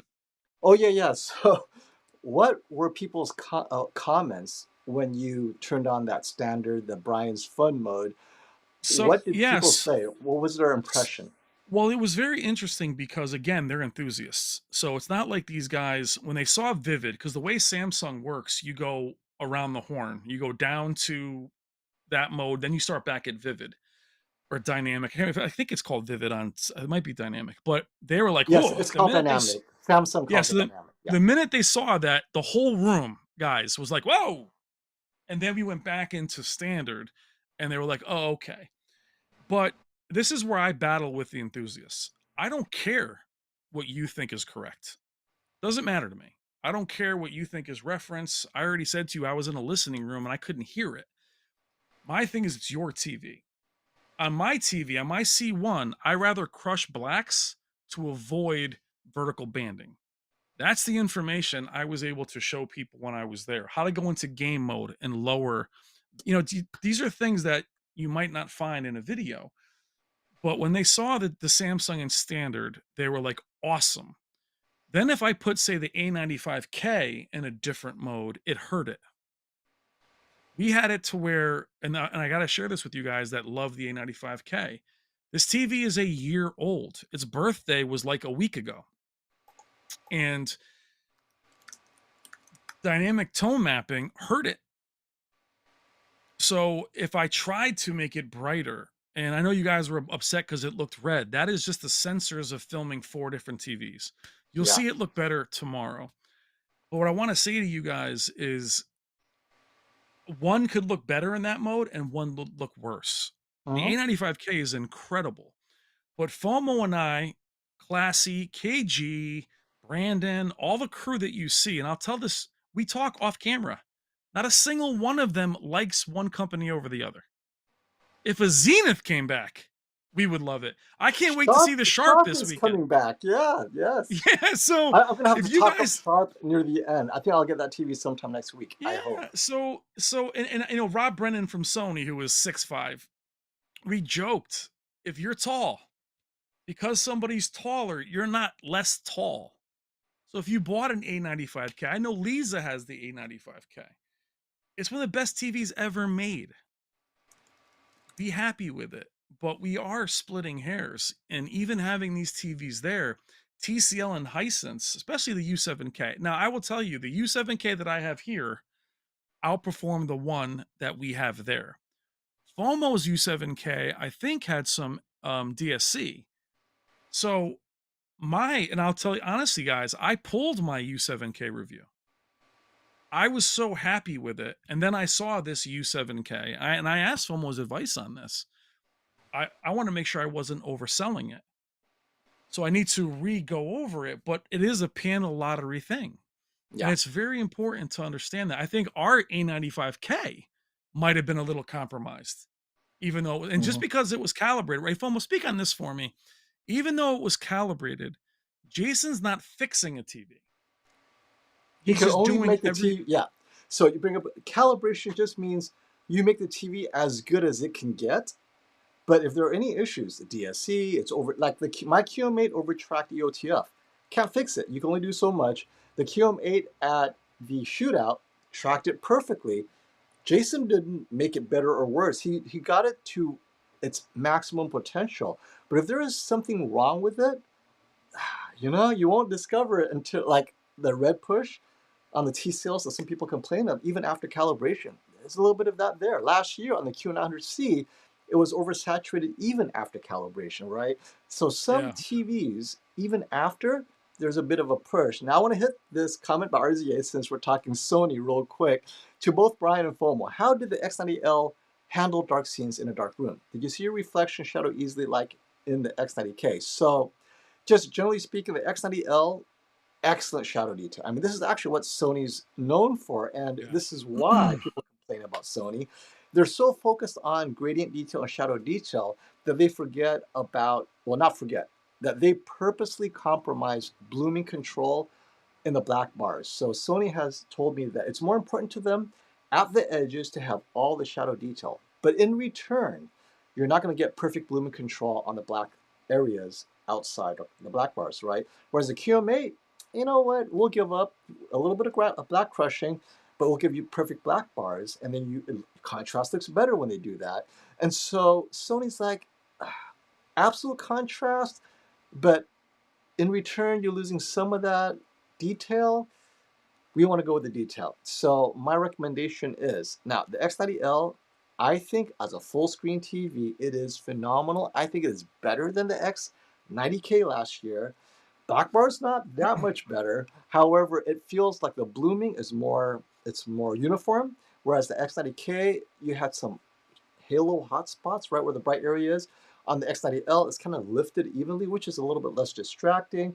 But between the black bars, I would choose the X90L as a quality TV. Now, it doesn't get super bright, but it gets bright enough, and its tone mapping is actually better than some of the OLED tone mapping. It's kind of weird. Sony did a good job with the X90L, and I think partly it's maybe the XR Clear.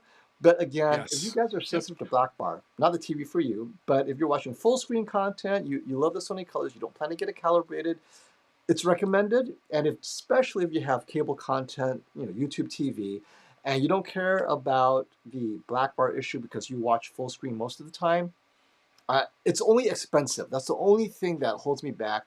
Wait till Black Friday. It is a bit too much right now. At $1,200, fine TV. Brian, Yeah. what are your thoughts on the whole? Well, just let's talk about Sony this year. I think we've been talking about this off air a lot. Sony, you spoke So to Rob Brennan. s- we Disappointed? yeah, we we talked about this yesterday. Well, we talk every day. So the X90J and the X90K were the TVs I get in the beginning of the year. And what's so funny about my journey with those TVs is typically other reviewers hate them and beat it up. It's expensive at launch, and then buy it wasn't last year's. What was last year? What TV was it? The 95K that came out late Yes. last year. Yeah, And so the well, 90. the A95K came very late last year, just in time for the shootout. The X95K came earlier. I got it, but the 65-inch was compromised. The 75-inch was compromised. They both Yeah, use so by the time, CFHD panels. Yeah. yeah, so by the time that TV released, the X90 was alone on an island, and it was just too expensive. But by the time the year concludes, and I can tell you this by the views that I do on those videos, those videos still do well because people now want to go back and look at Sony. Um, the problem with Sony this year, and I think Fomo's got a few super chats he wants to address, is that the X90L, which I am only seeing for the first time tomorrow, and I will review it, see it, I'll bring it home. It'll go against the U7K and the U8K, which I think you guys better be happy about that I'm actually reviewing these TVs so I can get rid, because I had a couple guys, real quick, FOMO. So I was telling them I like the TCL, and some dude he goes, "Well, aren't you the flagship guy?" Oh, I remember, I right? go, "Who said that?" And it's like, "You only review these TVs that nobody can afford." I'm like, "When the hell? I used to be the Vizio guy."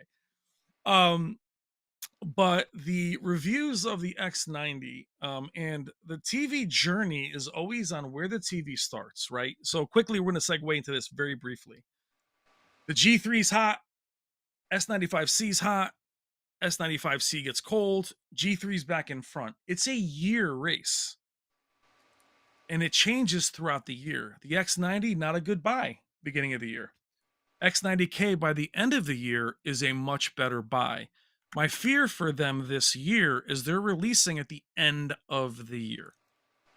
The A95L, which I know FOMO wants to talk about after he gets to these super chats, is, and I want to talk to Rob about this on camera, Hmm. is where are you going with this? Because you're releasing this amazing TV that people are waiting for, but you're going to get into CES time because FOMO and I are looking at TVs now as a fight season.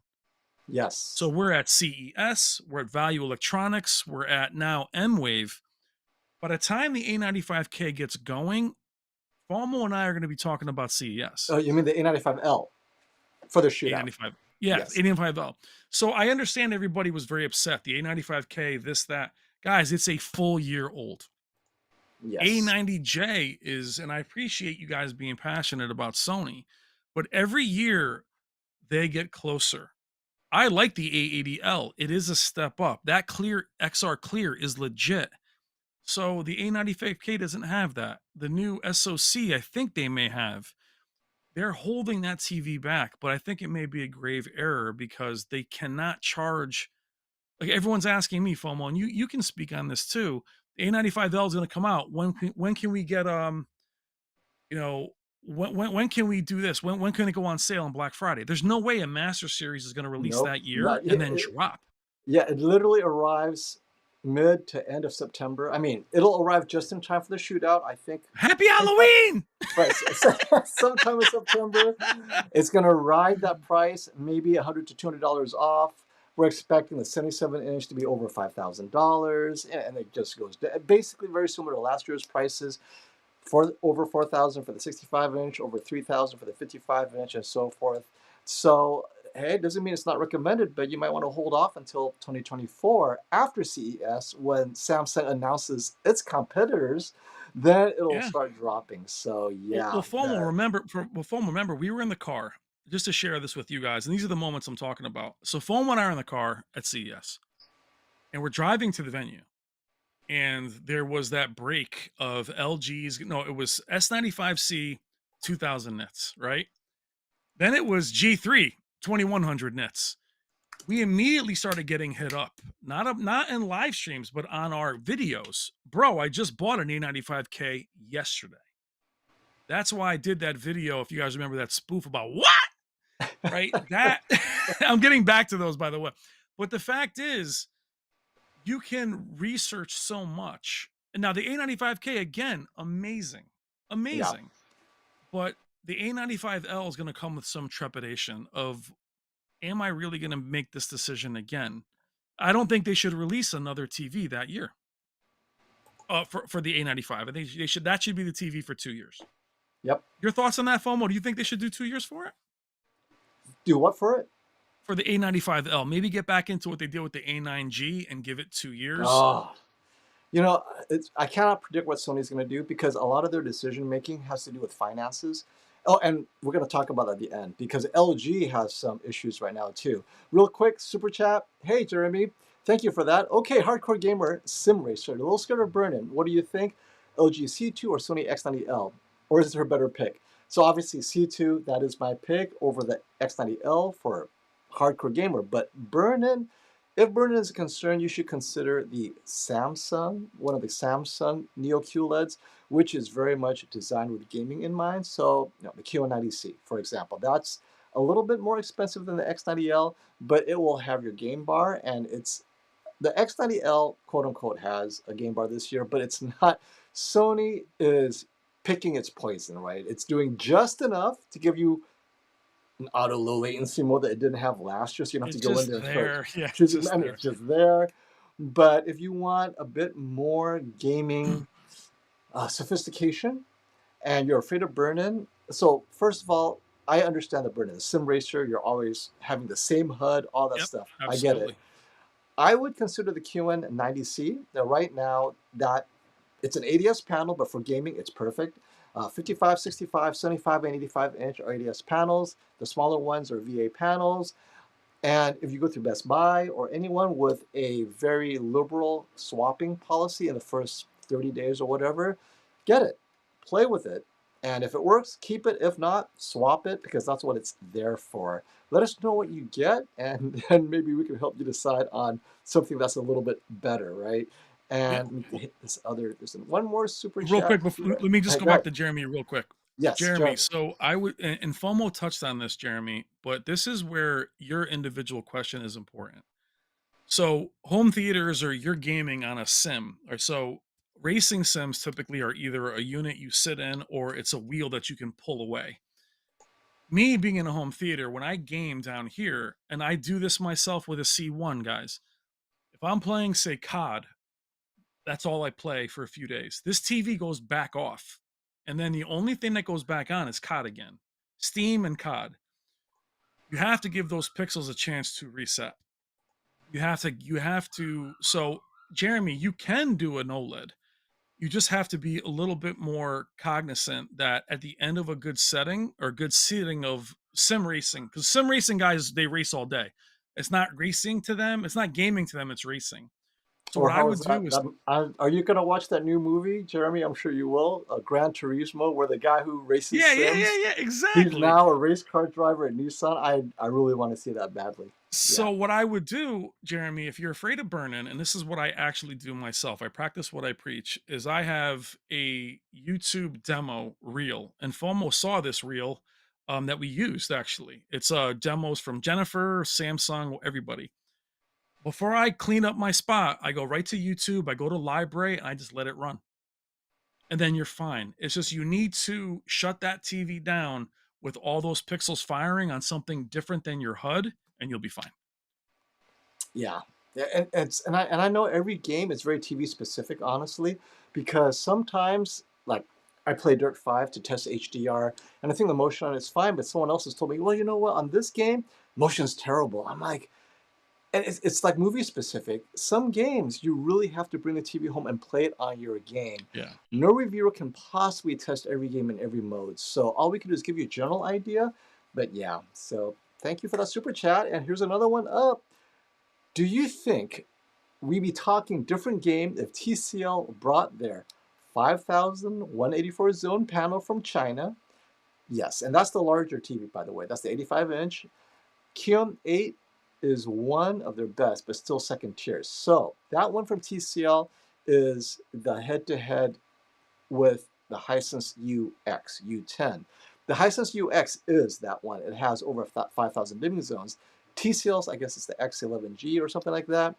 They're keeping it in China because they don't think that the US market is ready for the price. So let's talk about prices. The QM8 at 85 inches with over 2,000 dimming zones is like what, $2,400 right now. Probably closer 22. to right, probably closer to 2,000 by Black Friday. But this TV will be similar to the Hisense, $4,000, right? Maybe over 3,000 by the time Black Friday rolls around. So the question is, would any of you pay over 3,000 for either a TCL or a Hisense? And that's something that TCL America is not ready to embrace yet. They tried it with the 8 series, which is very Yeah. expensive, first mini LED, and it did not sell well, right? It was just way too Yeah. Of expensive, and it was buggy at the start. That didn't help either.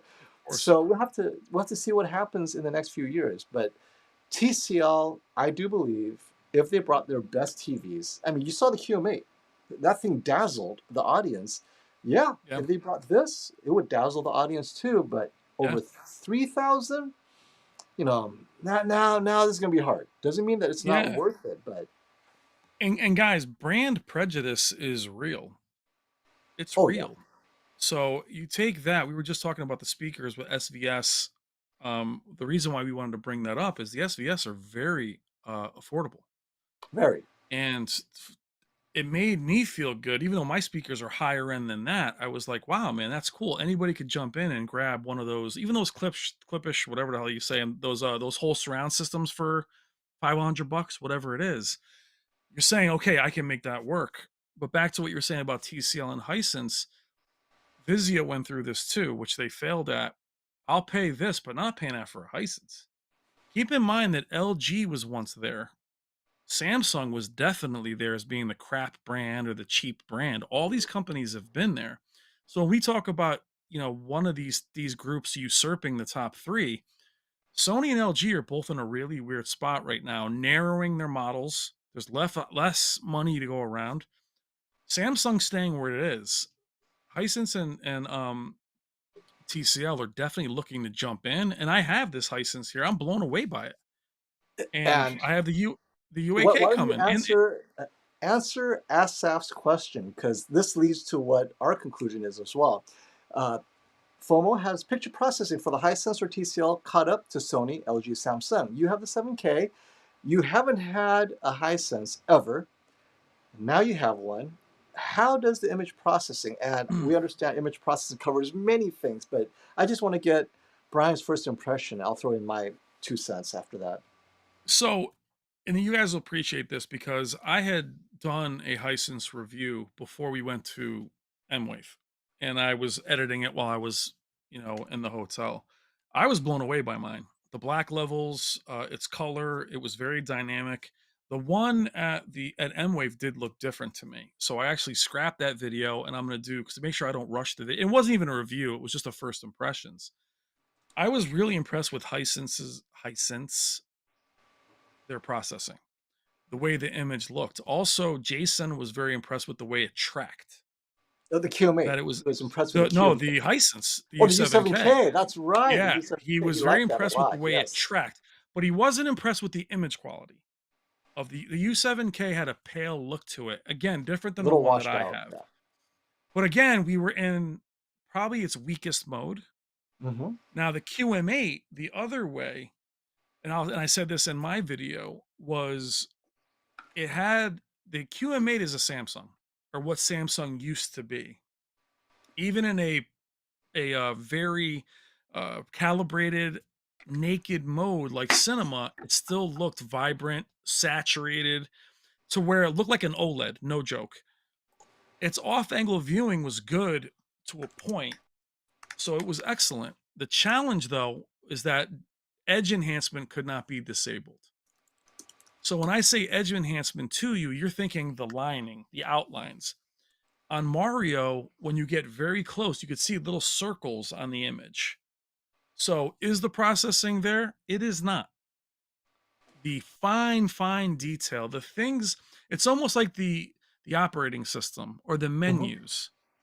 You're not going to get that in the build quality of a Master Series just yet. But you guys have to decide if I want that fine detail and the build quality, you're going to spend 2, 3, 4,000.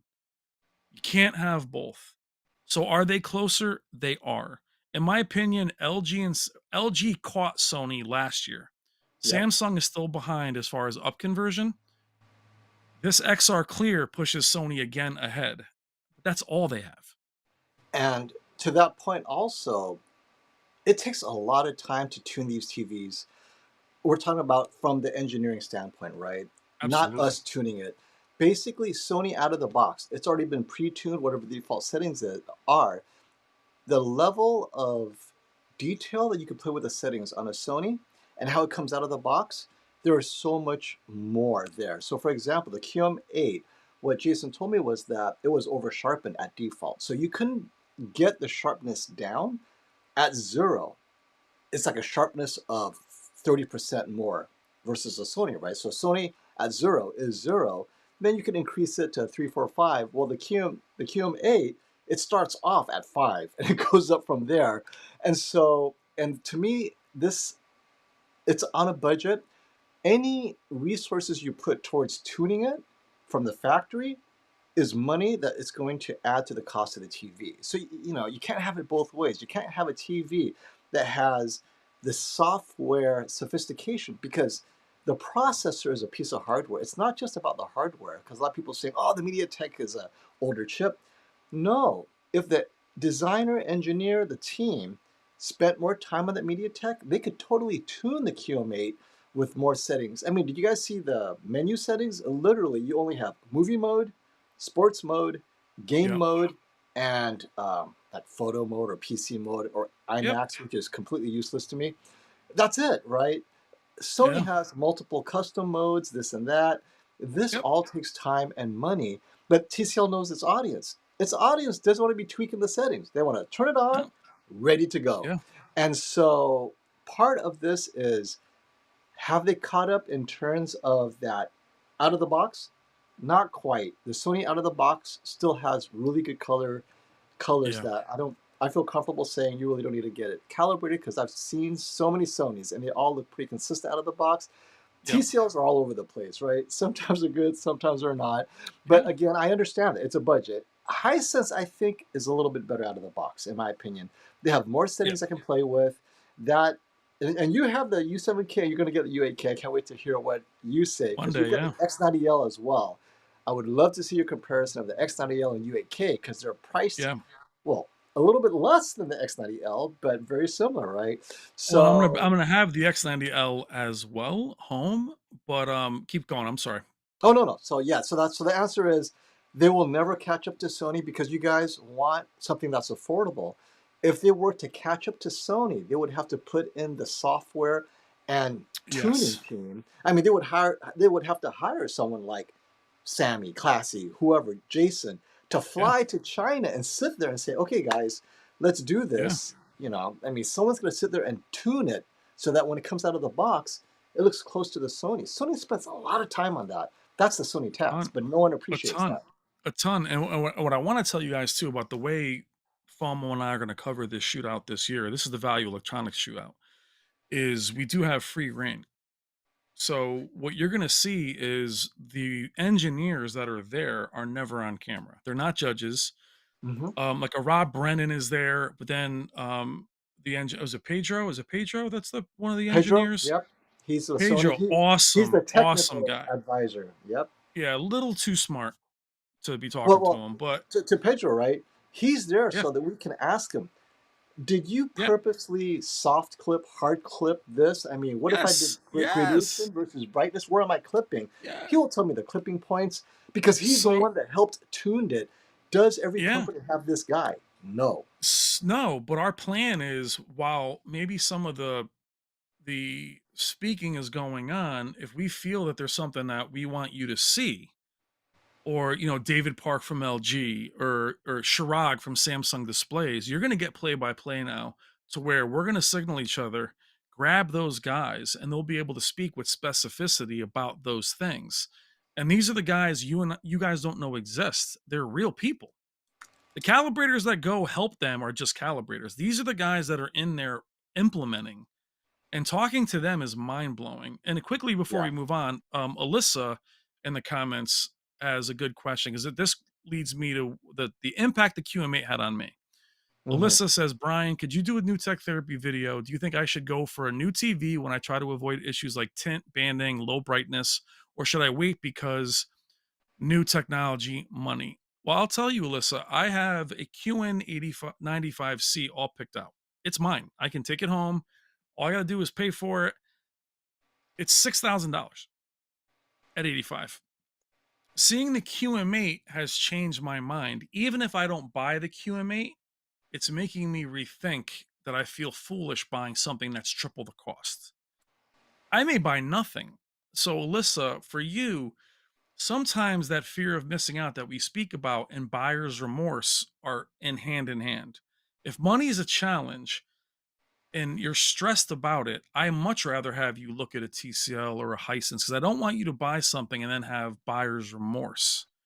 Because seeing the Hisense and the TCL together with a G3 and an A95K, I wish the U8K was there, but the TCL hung in there. I know you guys don't want to hear it, but I promise you that if budget is something you're thinking of, and I kept saying this, FOMO, at 85 inches, that TV is still cheaper than both the G3 and the 85K.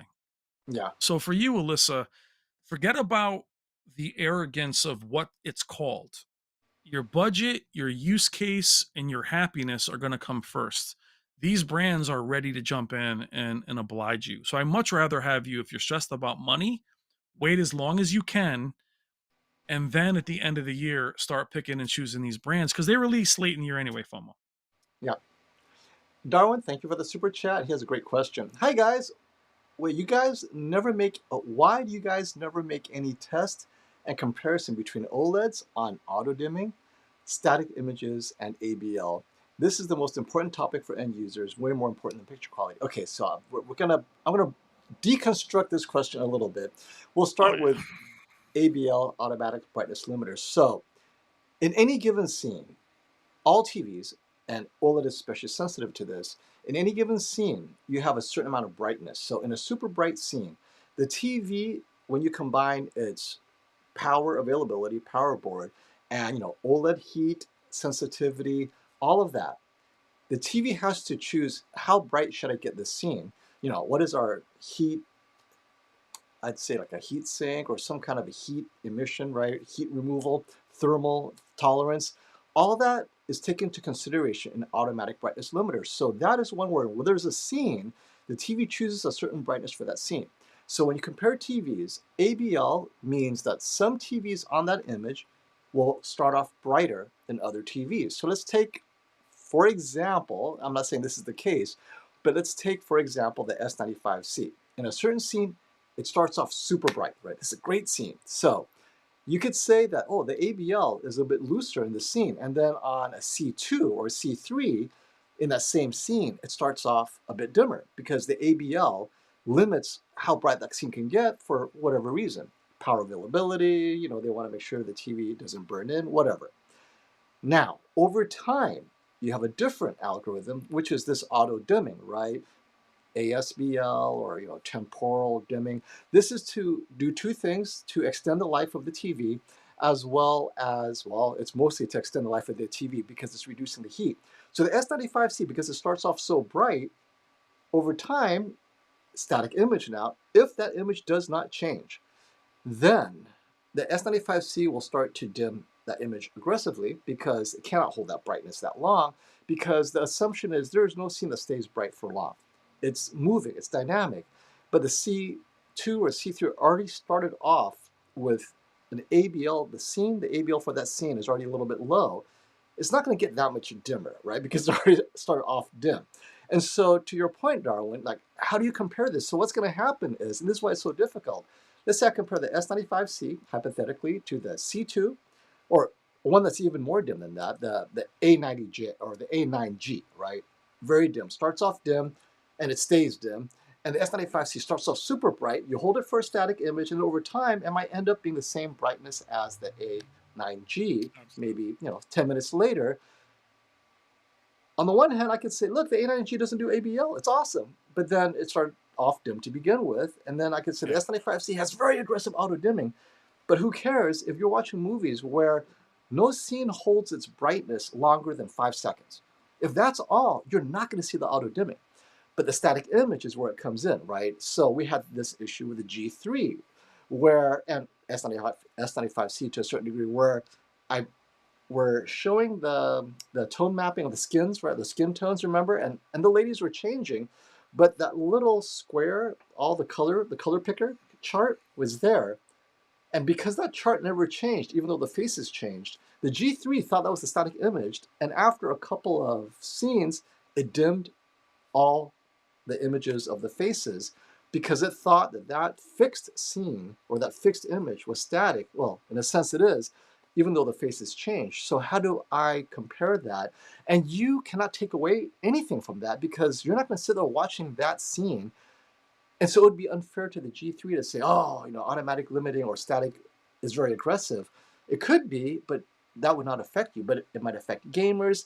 And so this is where it's really hard, Darwin. And I know I didn't answer your question, but that's why I cannot really make apples to apples comparison, because even if I did, you could take nothing out of that unless you watch that exact scene in that exact movie, because I've seen the S95C do some dimming over time in some scenes, but not others. Like in that same skin tones with the ladies' faces, the S95C didn't change, but the G3 did. But then other scenes, people complained the S95C was very aggressive, whereas G3 was not. Where do we go from there? What are your thoughts, Brian, on the auto dimming? I mean, do you review that? Do you have your thoughts on that?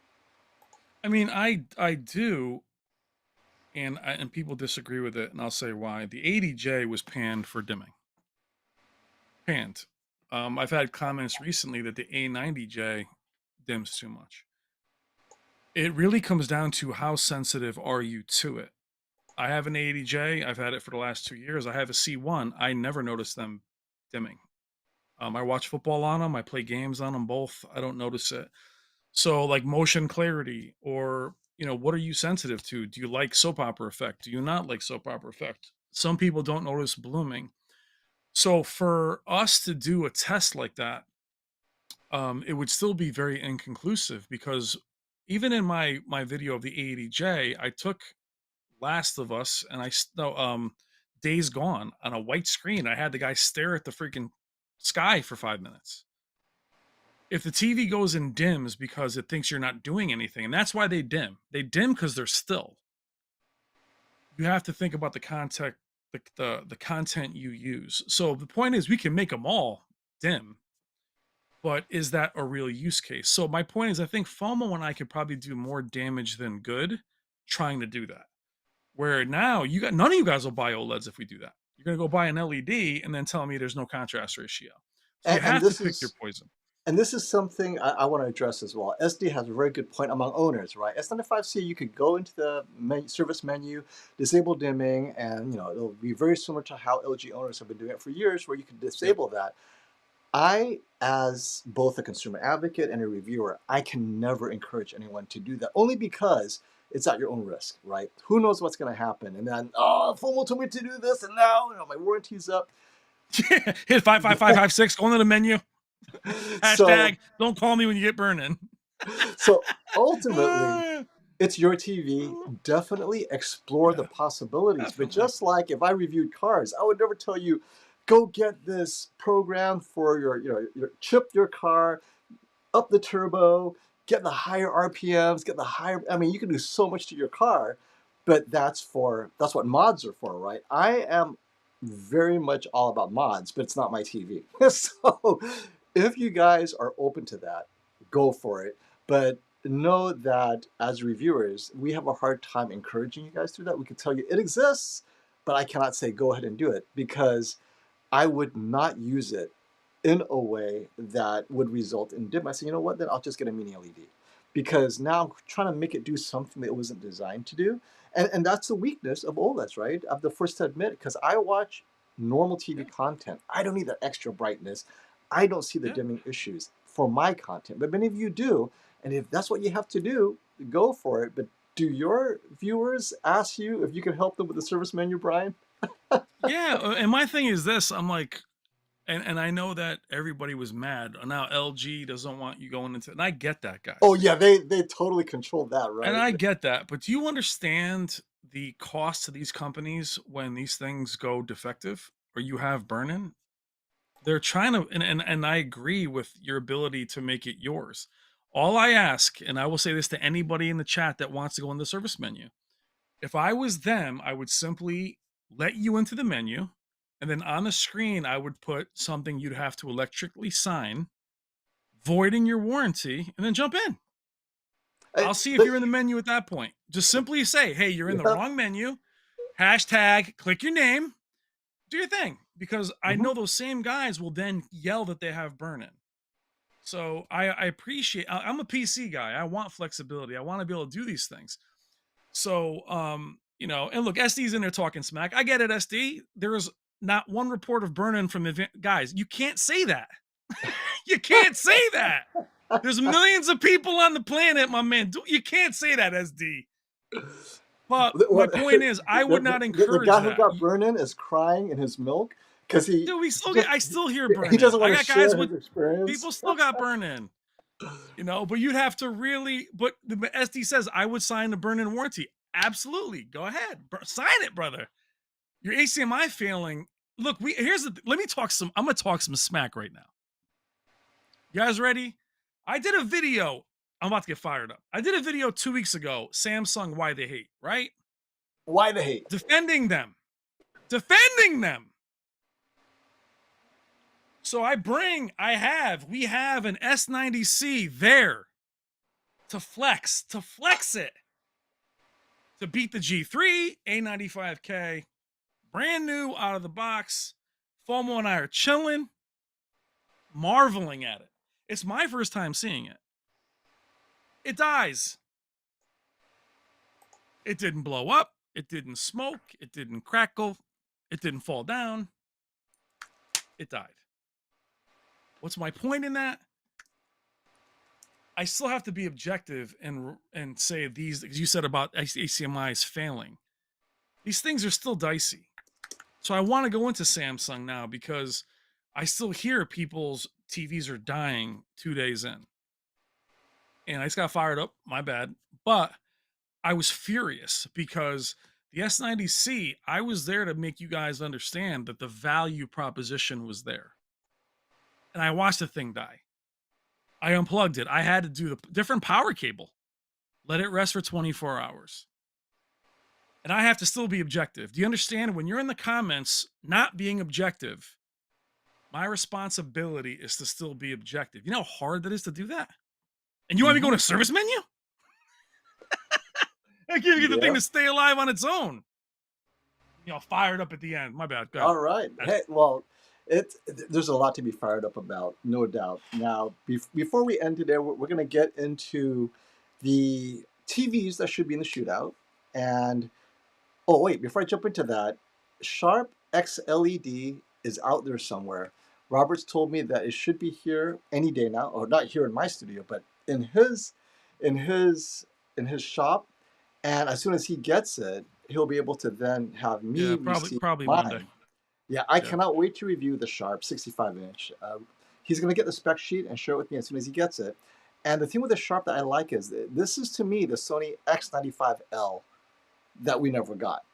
The Sharp is Yeah. going to have close to 1,000 dimming zones, if not slightly more, at the 65-inch size. And Sharp is known, very similar to Panasonic and Sony. They are known for taking accuracy seriously. Now, these are all things that we remember of Sharp. The question is, are they still known for that? So I cannot wait to get it and see how does it compare to the QM8.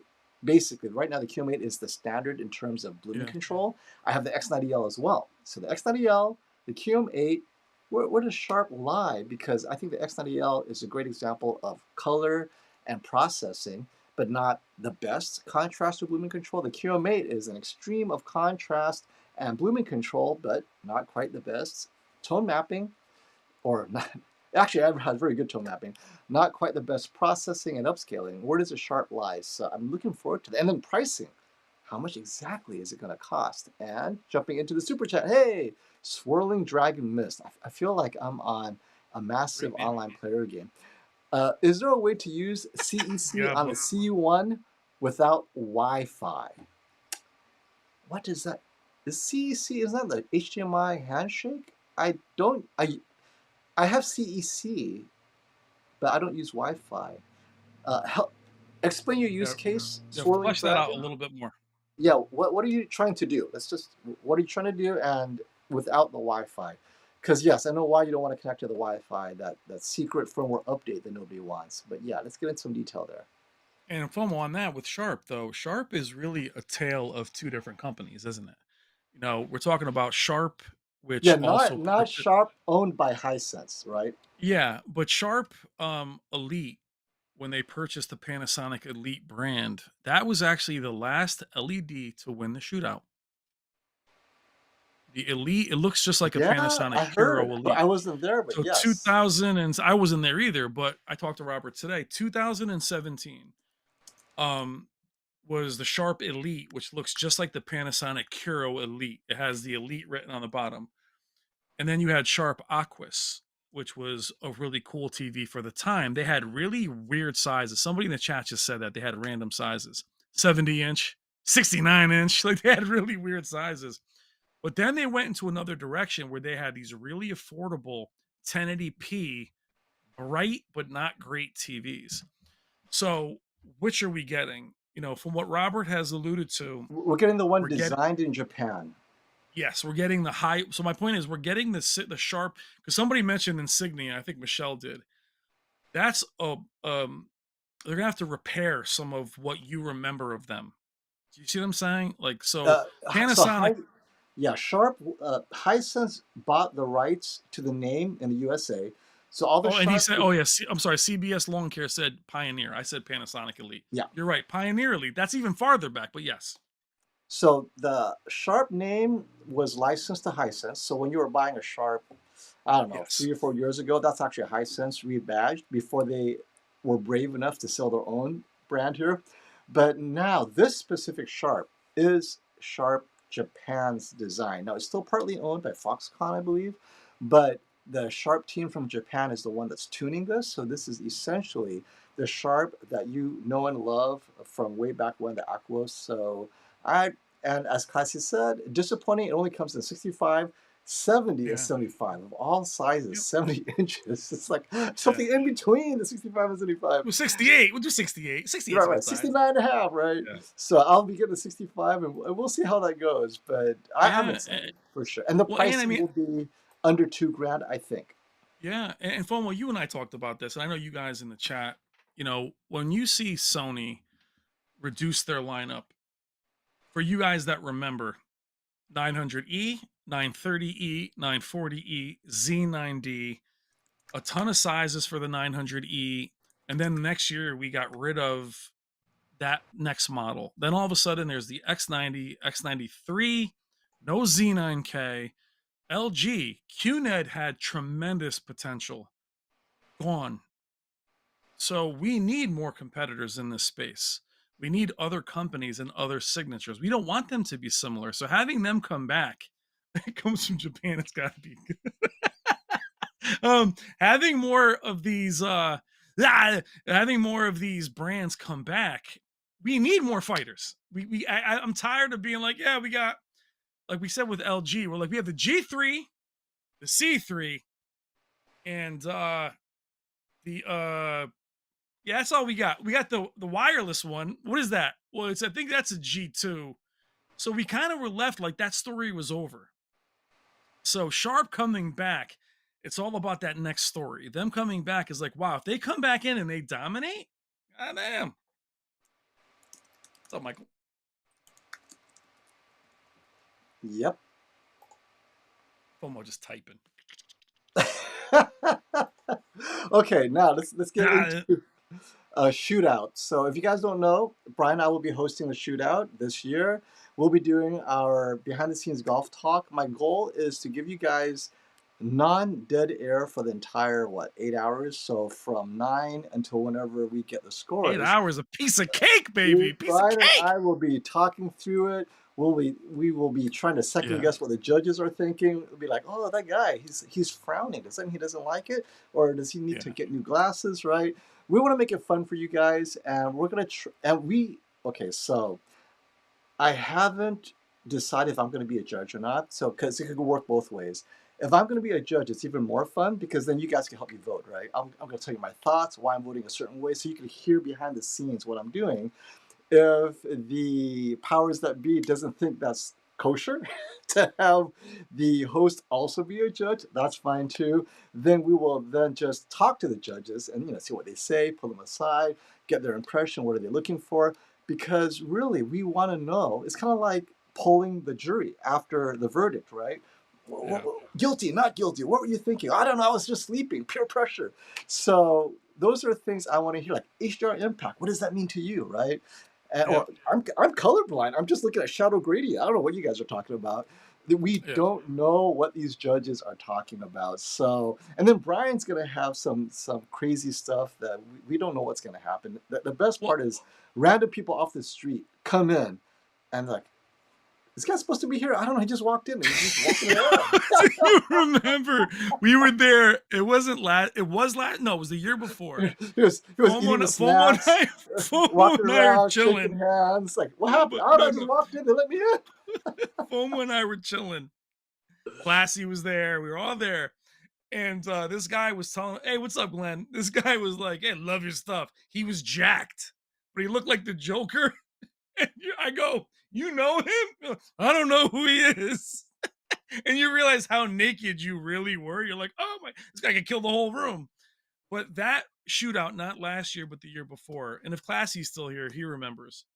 And hopefully we can have KG there. Brandon was organically what we did is we took the microphone and we just started whispering our thoughts. Yeah. And we literally went for, and FOMO did it, just went over. He's like, okay, mic check. Anybody using this? And he just started walking around. He didn't even know it was wireless. And then you see Classy kind of moving his way to the front. He's like, let me get that. Let me get that. Let me get that. And then he would talk. And then he's walking away and he's telling you what he thinks. and then it gets passed to me. We had so many people, and think about that was 2.5 years ago. All of us are bigger now, but that golf chat was missing last year. Last year was just a straight static camera. We didn't really interact that much, and it was a bit of a snoozer for that reason, which is why we're looking to make it more dynamic. I don't want FOMO to be a judge, simply because I want him right there.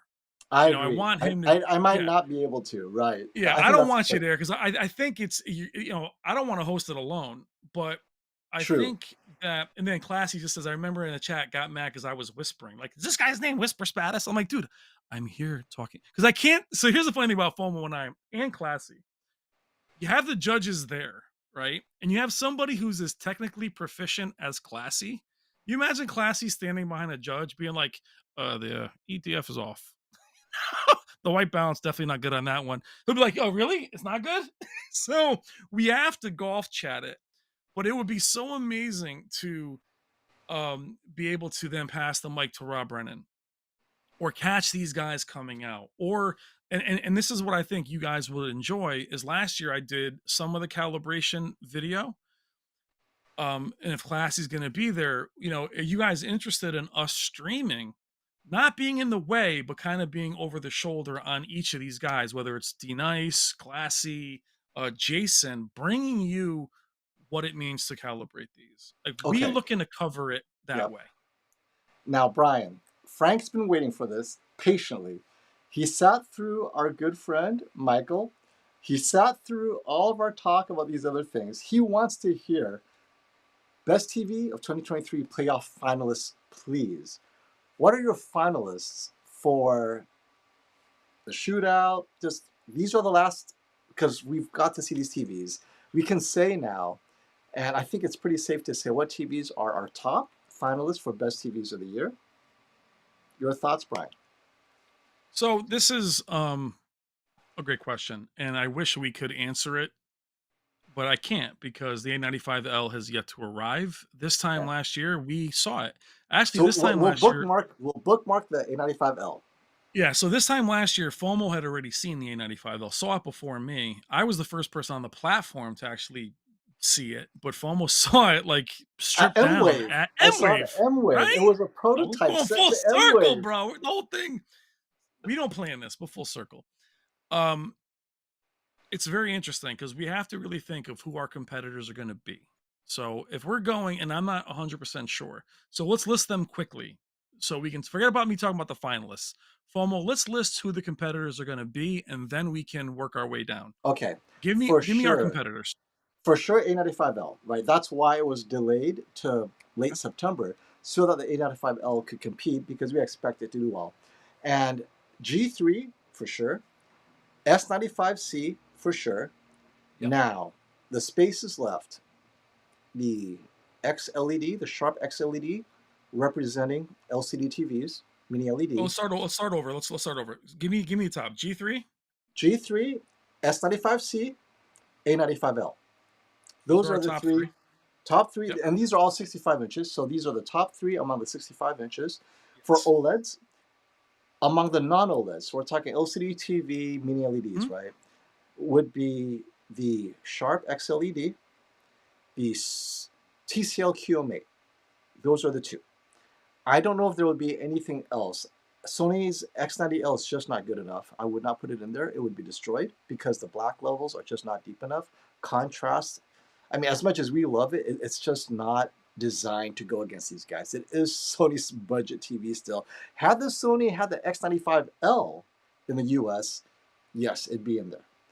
So And that's where our, well, let me stop you. That's where our over. This is the complications we're talking about. mhm. If the X93 enters, it's not the flagship. So it's already compromised. Last year, the X95 was there because it was the flagship 4K Yes, LED. And there was some talk that we weren't going to have that because the A95K is the flagship, right. right?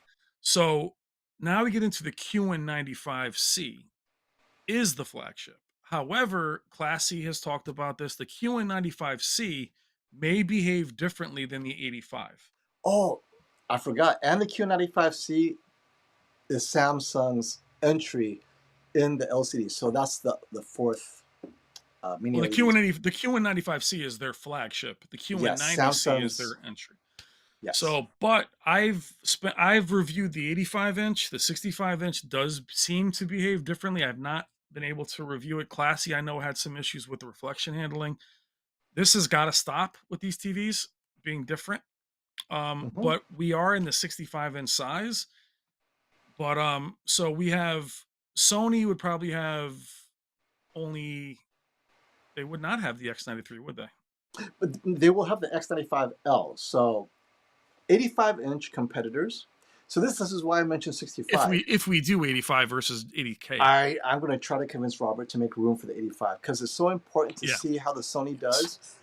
And Classy mentioned it here too. He's got a chance to look at it. You got a chance to look at it. Both of Yeah. you have agreed. This is not just Sony's best LCD TV ever, and Yeah. that includes any of their Z9 series. This could be the best LCD TV of the year, but it's 85 inches. Well, It let's is. see how it goes against the QM95C, against the Yeah. QM8. Those are the big three, right? And we don't know if we can get the Hisense UX. That's why. And for you guys in the chat, I do feel that the Sony, if you love Sony's signature, Classy is seeing the X95. Mm-hmm. If you love Sony's signature, I do think it beats the QM8 because it goes back into Sony versus Samsung because that processing, and I'll tell you guys this is the inside thing about the judges. These dudes are there with like the jewelry glass looking at flags to see if there's noise in the image. Now, and I'm going to film that for you this year. We literally sat there with Spears and Munsell flag in the wind, and there's 10 dudes looking to see. This is the difference between the A95K and the S95C. Is a little bit of aliasing on the A95, or I'm sorry, on the S95C, doomed it. So there's no way TCL in that little, in my opinion, can compete with the X95. So that's what's going to be very, very interesting, which is why we think some of the parameters should be changed for HDR impact. But the shame is you can't win if you don't play. Yep. If you don't roll into if you don't have a size like that, then you really can't win it. So it's really a little bit dicey like that. So I think it's very interesting. We can't do 85-inch TVs, a lot of them. I think FOMO and I both rather have 85-inch class instead of 8K, simply because the only competitor this year is the 900C Or the 95C and or the 90C. no, I mean for 800 for 8K. Oh, for the 8K, yes. Yeah. Correct. So 85, that brings us into QM8, the Yes. UX, 4K, yep. whatever, 4K. Hey. So I think we should be. No, Go ahead. I just wanted to jump in before I forget. Don Hensley wanted to say hello to you. Hey, Hi, Don. Great meeting you what's two up? at MWAVE. Brian spent 30 minutes with me explaining TVs. This must be the guy that accused you of being a Best Buy salesperson. Make sure No, you Don is Don in the comments. Is this you Don has a 4-year-old? Because I think you're in the industry. Don, I think is also, it's the same Don, because I met a couple Dons, but Don, tell me just real quick in the chat if that's you. If it's the same guy, another big I dude. see him in front of a football stadium. I can't tell which football team I it is. can't see. Is that Let's see, the Sony did Trojans or Oklahoma in the back there? I don't know. Oh no, so let us know. maybe not. So well, either way, it was Don, what's up, Don? See, dude, Don was the man. I only say this to you guys. Back to what we talk about. We met like big dudes, cool guys, nice guys. Dude, Don and I hung out, and Don is in the industry. Don, very successful guy. We were literally talking about the pluses and minuses of, I think I'll buy, he was going to buy, I think the G2. Oh, this conversation Don and I had, chasing the G3 at 83 or waiting. And all I said to Don was, it's hard to recommend the 83-inch G3 knowing MLA exists. And we were able to just say, like, hang out with what you have. And he was, and him sitting, it was a pleasure to meet him, but having that in-depth conversation was very, very cool, especially with a guy that knows as much as he does. And he's got a 4-year-old daughter, man. Awesome, Don. It was a pleasure to meet you. Very, very cool guy. But it was like that conversation where he was so informed, but when we just worded it differently, knowing that MLA, um, and I wish you guys could really see the MLA difference in person. It is substantial. We saw that, and what's so funny, right, FOMO? When we saw the G2, we had an 83-inch G2 there. I wouldn't say it was the most liked of the TVs. It was, and these are projector people, so Yeah. they're very used to SDR. They're not like us, crazy about HDR, and many of them are like, for whatever reason, I just love the color and the overall presentation of the 83-inch. And the 83-inch had visible DSE when you run the gray patterns. They didn't care because in content, they sat there through the entire thing, and they're like, I'd still take home the 83-inch. And that says a lot to me because there is a place for TVs like the C3, G2, and the 83-inch G3, which doesn't have MLA. So yeah, absolutely. But And I would say, but what was cool though, also though, some people saw the G3, or I'm sorry, the G2, and mhm. were actually unimpressed by it. Well, because they wanted that pop that They they wanted could the not pop. tear their eyes, right, from the QM8 So to yeah, G2. so picture this is how we sat, right? So you're sitting like this, looking at the G2, you're dead on. To be able to say, look over here, and Jason was great with this. Jason's like, look at the different level of orange, which you would see on the Sony QD OLED versus the WRGB OLED without MLA, like where the white was really in the image. So it was great to be able to say, not a comparison on YouTube, but just to go, yeah, you know what? I'm going to wait for that. Or that doesn't matter to me. I want that. That is something that I've never been able to do. I saw in my days working at Best Buy, Yeah. Best Buy employee. That's awesome. What's up, Xavier? And thank you for the super chat, Xavier. S95C is my top. A95L and 77-inch possibly. 5500-6 Dolby Vision is not a deal breaker for me. So, just because it doesn't have Dolby Vision, not a big deal, which Samsung doesn't have. I've owned 6 OLEDs. Dang, he's that good. Getting into Damn, the bro. review business, man. Dude, Between Sony, LG, and now Samsung. And I have to say, Xavier, I liked the Q90R a lot, so just a history of the TVs I've liked. Q90R really amazed me. Not being an OLED, but being bright and punchy, I liked it a lot. A9G was my reference for a while, then it was replaced by the A90J. I thought the C9 and C10 were okay, it didn't wow me. S95B wowed me. A95K wowed me. But now the S95C is my top, but at 77 inches, the S90C is so close. I have to choose that one because I don't want people to think, oh, I'm going to get the S95C because quote unquote FOMO thinks it's the best. It's not that much it's not that much less than the S95C. Actually, with a whole 48 gigabit per second bandwidth for I was PC gamers, right? It's do the you wanna only touch choice. do you wanna touch on that now or no? This is a good chat. It's a good time because S95C has the One Connect box, and if you watch Vincent's video, he discovered that any TV with a One Connect box has bandwidth limited to 40 gigabits per second. And I sat down with Jason Dusto to talk about this because he's the one that put up the Meridio chart about all the various bit rates and bandwidth required Yeah. for gaming. And at the end of the day, the conclusion is 40 to 48 really only affects people who are hardcore PC gamers pushing 144 hertz. That's me. Source PC at 444, 4K, 144, 10-bit HDR. I mean, if you're pushing it, that could be an issue. But how many people is that? For most people, this is a non-issue. But to have the S90C do that and S95C not do it is kind of a win for the S90C people because at the 77-inch size, which I was thoroughly impressed. I thought they were identical with SDR Sports, the S95C a touch brighter, which I noticed because they were side by side. But if I had them in two Yeah. different rooms, I would not be able to say, oh, look, the S95C is brighter. So for me, the S90C is definitely an equivalent of the S95C at the 77-inch size. Now, at smaller sizes, it may be slightly less bright in certain things, but they're so close. Yeah. Well, what are your thoughts on the S90C? Because I think that's something that people S should not sleep on. So, and then this is what I love about what we were talking about. So it's me, Jason, and FOMO. And FOMO was able to conclude it's not a big deal. And I think back when the CX or one of the LGs wasn't 48 gigabits per second, we were also, it's not a big deal. It is a big deal. as a PC gamer, and as a hardcore gamer that is into PC, I should delineate that. I recommend the S95C over the G3 primarily for 144 hertz. The S90C, I actually cannot recommend it this time. You know why? I had one die in my lap.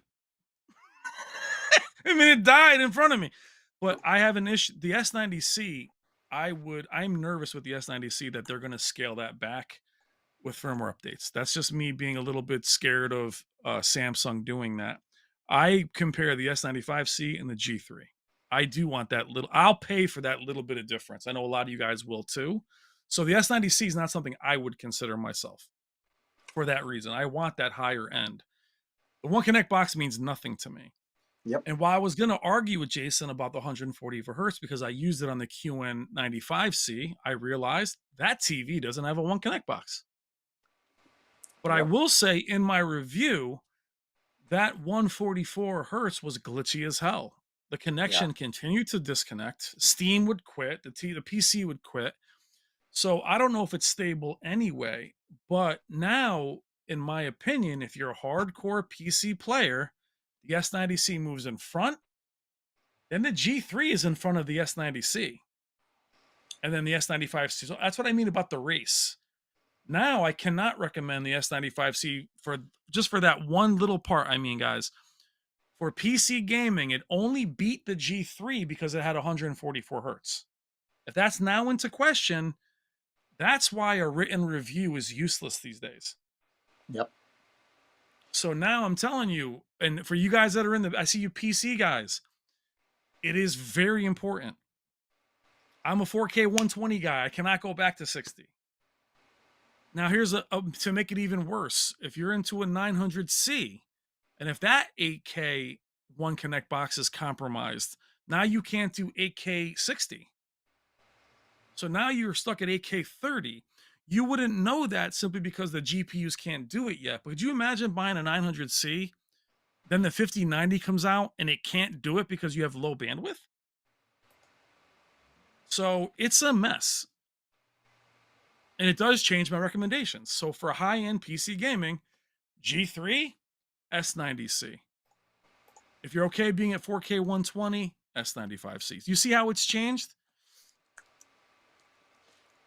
And I was hold on real quick. Brandon says this. Brandon, can you put Brandon's comment up? Brandon Baker. Okay, yeah. Okay, what was his comment? For it. It's right the last one. Brandon says 120 versus 144, though. Very few people are going to notice that. Can you put it up for me? Yep, it's up. Now, Brandon's got awesome comments. Awesome comments. And this is where I'll tell you, Brandon, it means everything. As a PC enthusiast, $2,000 for a GPU. This is where the PC community is now combining with the TV community. Every FPS is important. That's the difference between a 3090 Ti and a 4090. So it is important. It does matter because if you chose it for 144, like here, I'll give you a perfect example. The QN95 was attracted to me for 144. I would never consider it if it could do 4K 120. The C1 beats the hell out of it. So it does make a difference. However, it may not make a difference to you. My PC can do 144. But if you have a Series X, there's no point in buying an 8K TV. It can't do 4K. Either can the PS5 past 30. So that's what's so great about us individually. I'm looking at my PC right now. I would be furious if it couldn't do 144. Agreed. I'm going to hit Frank's super chat real quick. This is part of his super chat he just put up. So he wanted to know the QM8 85-inch. How does it compare? So the MWAVE was a wonderful way for me to compare it to other TVs. Even though it was the 65, I was able to compare at least other things that I did not compare due to lighting conditions. So generally speaking, what you have is this. The QM8 is priced very similar to the Samsung Q90B. So I would choose the QM8 in a dark room. However, if you find that upscaling is an issue, you have low bitrate content, or you find that your room is bright enough that glare or reflections are an issue, consider the Samsung Q90B. It has the anti-glare coating, It has better upscaling processing for low bitrate content of YouTube TV and the like. Unlike the Samsung S90C or S95C, the processor on the Neo QLEDs are actually better for low bitrate for whatever reason.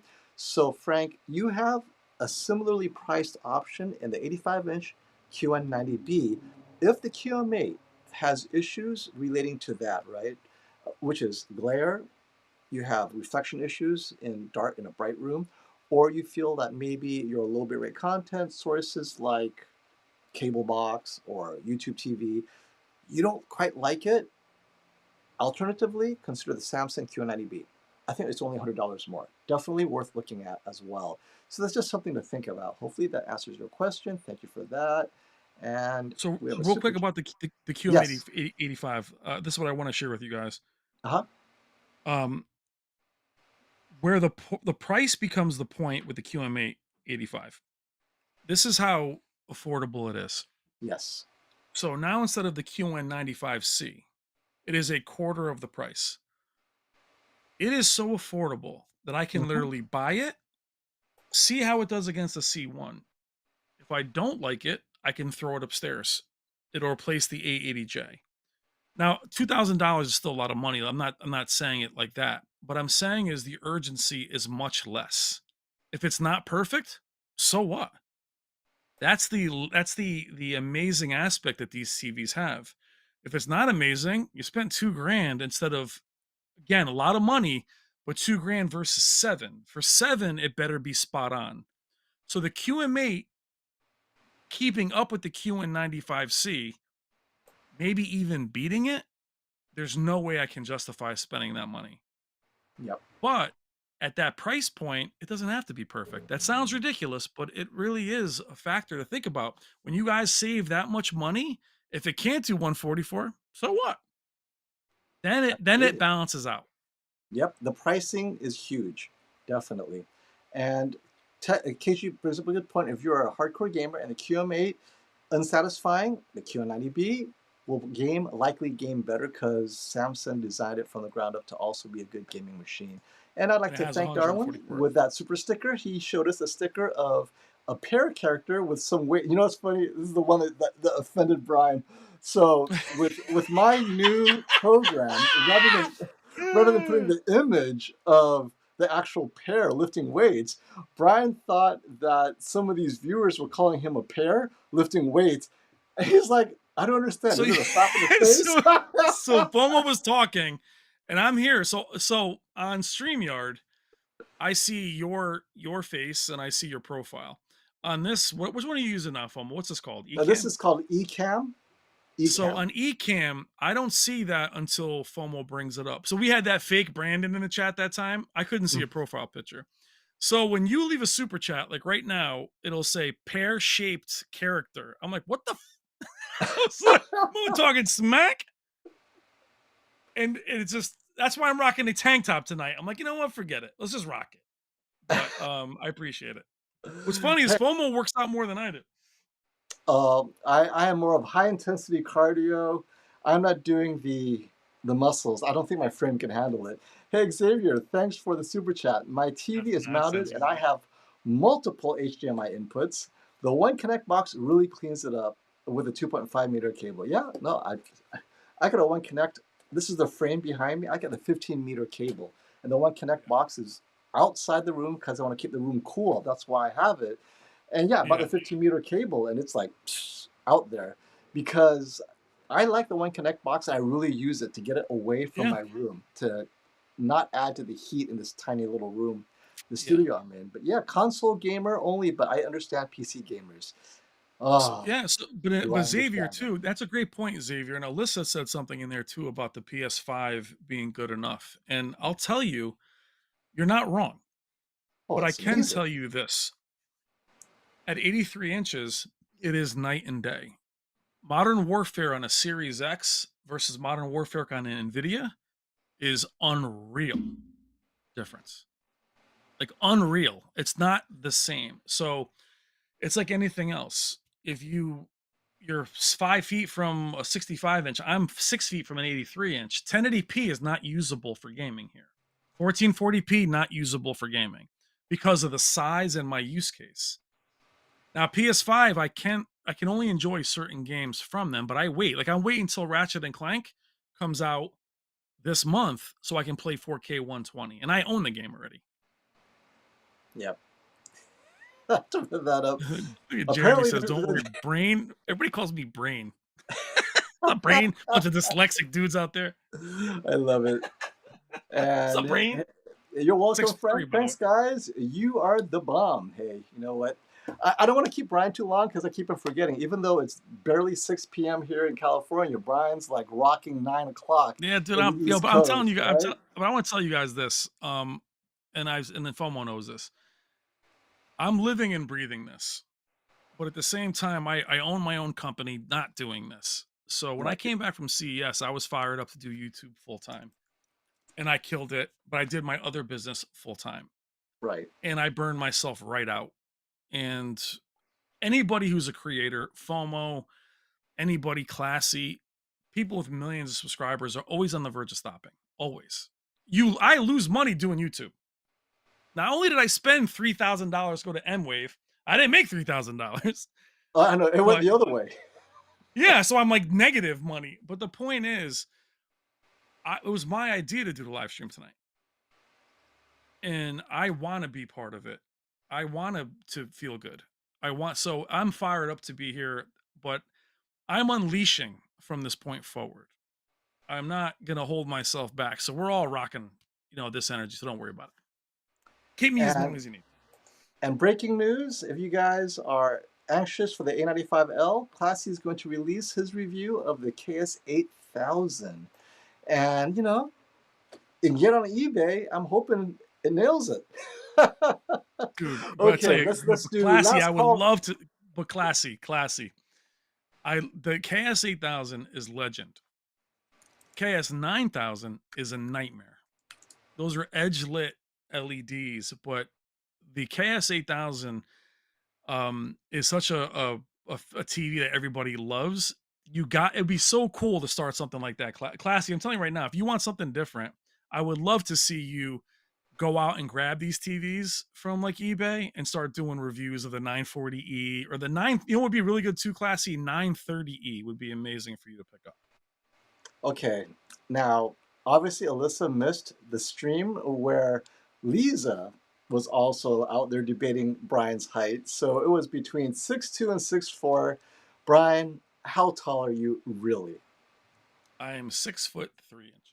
6'3", and for context, Brandon is 6'4", and I am Brandon is 6'2", actually. 6'2". Brandon's shorter than me. So He's Brandon's 6'2", you are 6'3". I think Vincent is 6'1", and Really? I am. That's what I heard. I don't know. 6'1"? That's some bull. I'm gonna And challenge that. I'm a He got some whopping 5'5". I'm like almost a whole Dude, Vincent is not 6'1". Brandon was convinced he was over 6 feet. So there's no way. He better be wearing some heels. I'm gonna tell you right now, though. So what's funny is on MWAVE, I'm the Oompa Loompa of the team. There was dudes rolling up that were like 6'9". Hey, what's up? Oh Love my your stuff, gosh, big man. yes. I'm like, hi. But so funny. So here we are at CES, and the whole stream was about me being on steroids. It was like, or I'm too fat, or I'm too thin. I'm a tech influencer. So I'm just like, damn. So, but they saw me and FOMO together for the first time. I'm like, how big do you think FOMO, how tall are you? 6'7", 6'8"? Who? You. Me? 6'7" or 6'8"? Yeah, is that 6'9". what you just said? Like they were shocked that I was bigger than FOMO. I'm like, dude, do you think these are actual size? Wait, do I look bigger than you now? I mean, look at me. We did one of our live stream. No, we did that Samsung video on mine, and FOMO, he's like this, up. He was like, yo, am I high enough? Am I low enough? So that's why I have to match it. So we're the same height. All right, guys, let's do a last call for questions. Anyone? Let us know, and then we'll wrap it up. Someone said, oh my gosh, you guys have been running for 3 hours. I'm like, it doesn't feel like 3 hours, does it? This is why I have to stop us. Otherwise, my wife will be calling, his wife is calling. Where the heck are you people, right? Because we have so much But fun. this is but and this is what we want to bring to you guys that's different. We can do both. We can do everything. We spent a lot of time tonight talking, not talking up Michael because he's somebody to talk up. He is, if you like FOMO and and a lot of you guys in the comments care about us and we care about you. Bringing Michael on wasn't about MWAVE at all. Nope. It was about bringing on another sweet guy, another somebody you guys could identify with. So I don't want to do 5-hour mundane live streams. I want them to be fun. I want them to be energetic. I want them to be, because I get bored as hell doing those. So I don't do them. There's a place for that. But I want to have good energy. FOMO and I have so many funny moments together on phone calls. We want to do more of that. And for me, live streams aren't about what's on sale. Live streams are all about how are you? How are you doing? What should you get? How are things? That's what we want to do. So I'm here to hang out as long as we're happy and having a good time. And Sammy Prescott's in here. Sammy, what's up? I met Sammy for the first time. How are you, Sam? Sammy's a big boy, though. Don't get it twisted, Sammy. Sammy's a little bull. But that's why I'm encouraging you. I want to meet you guys, and I want to see you guys. And quickly before we get out, FOMO, just give me your final thoughts on the A95L. Do you think, because that last question, what's your prediction about it coming out? Do you feel it's Okay, so fake? let's for the A95L, let's address the elephant in the room where everyone's saying it's twice the brightness of the A95K. So Sony was very specific in their marketing material and their reps that the 10% A95L is twice as bright. So obviously this is not possible, right?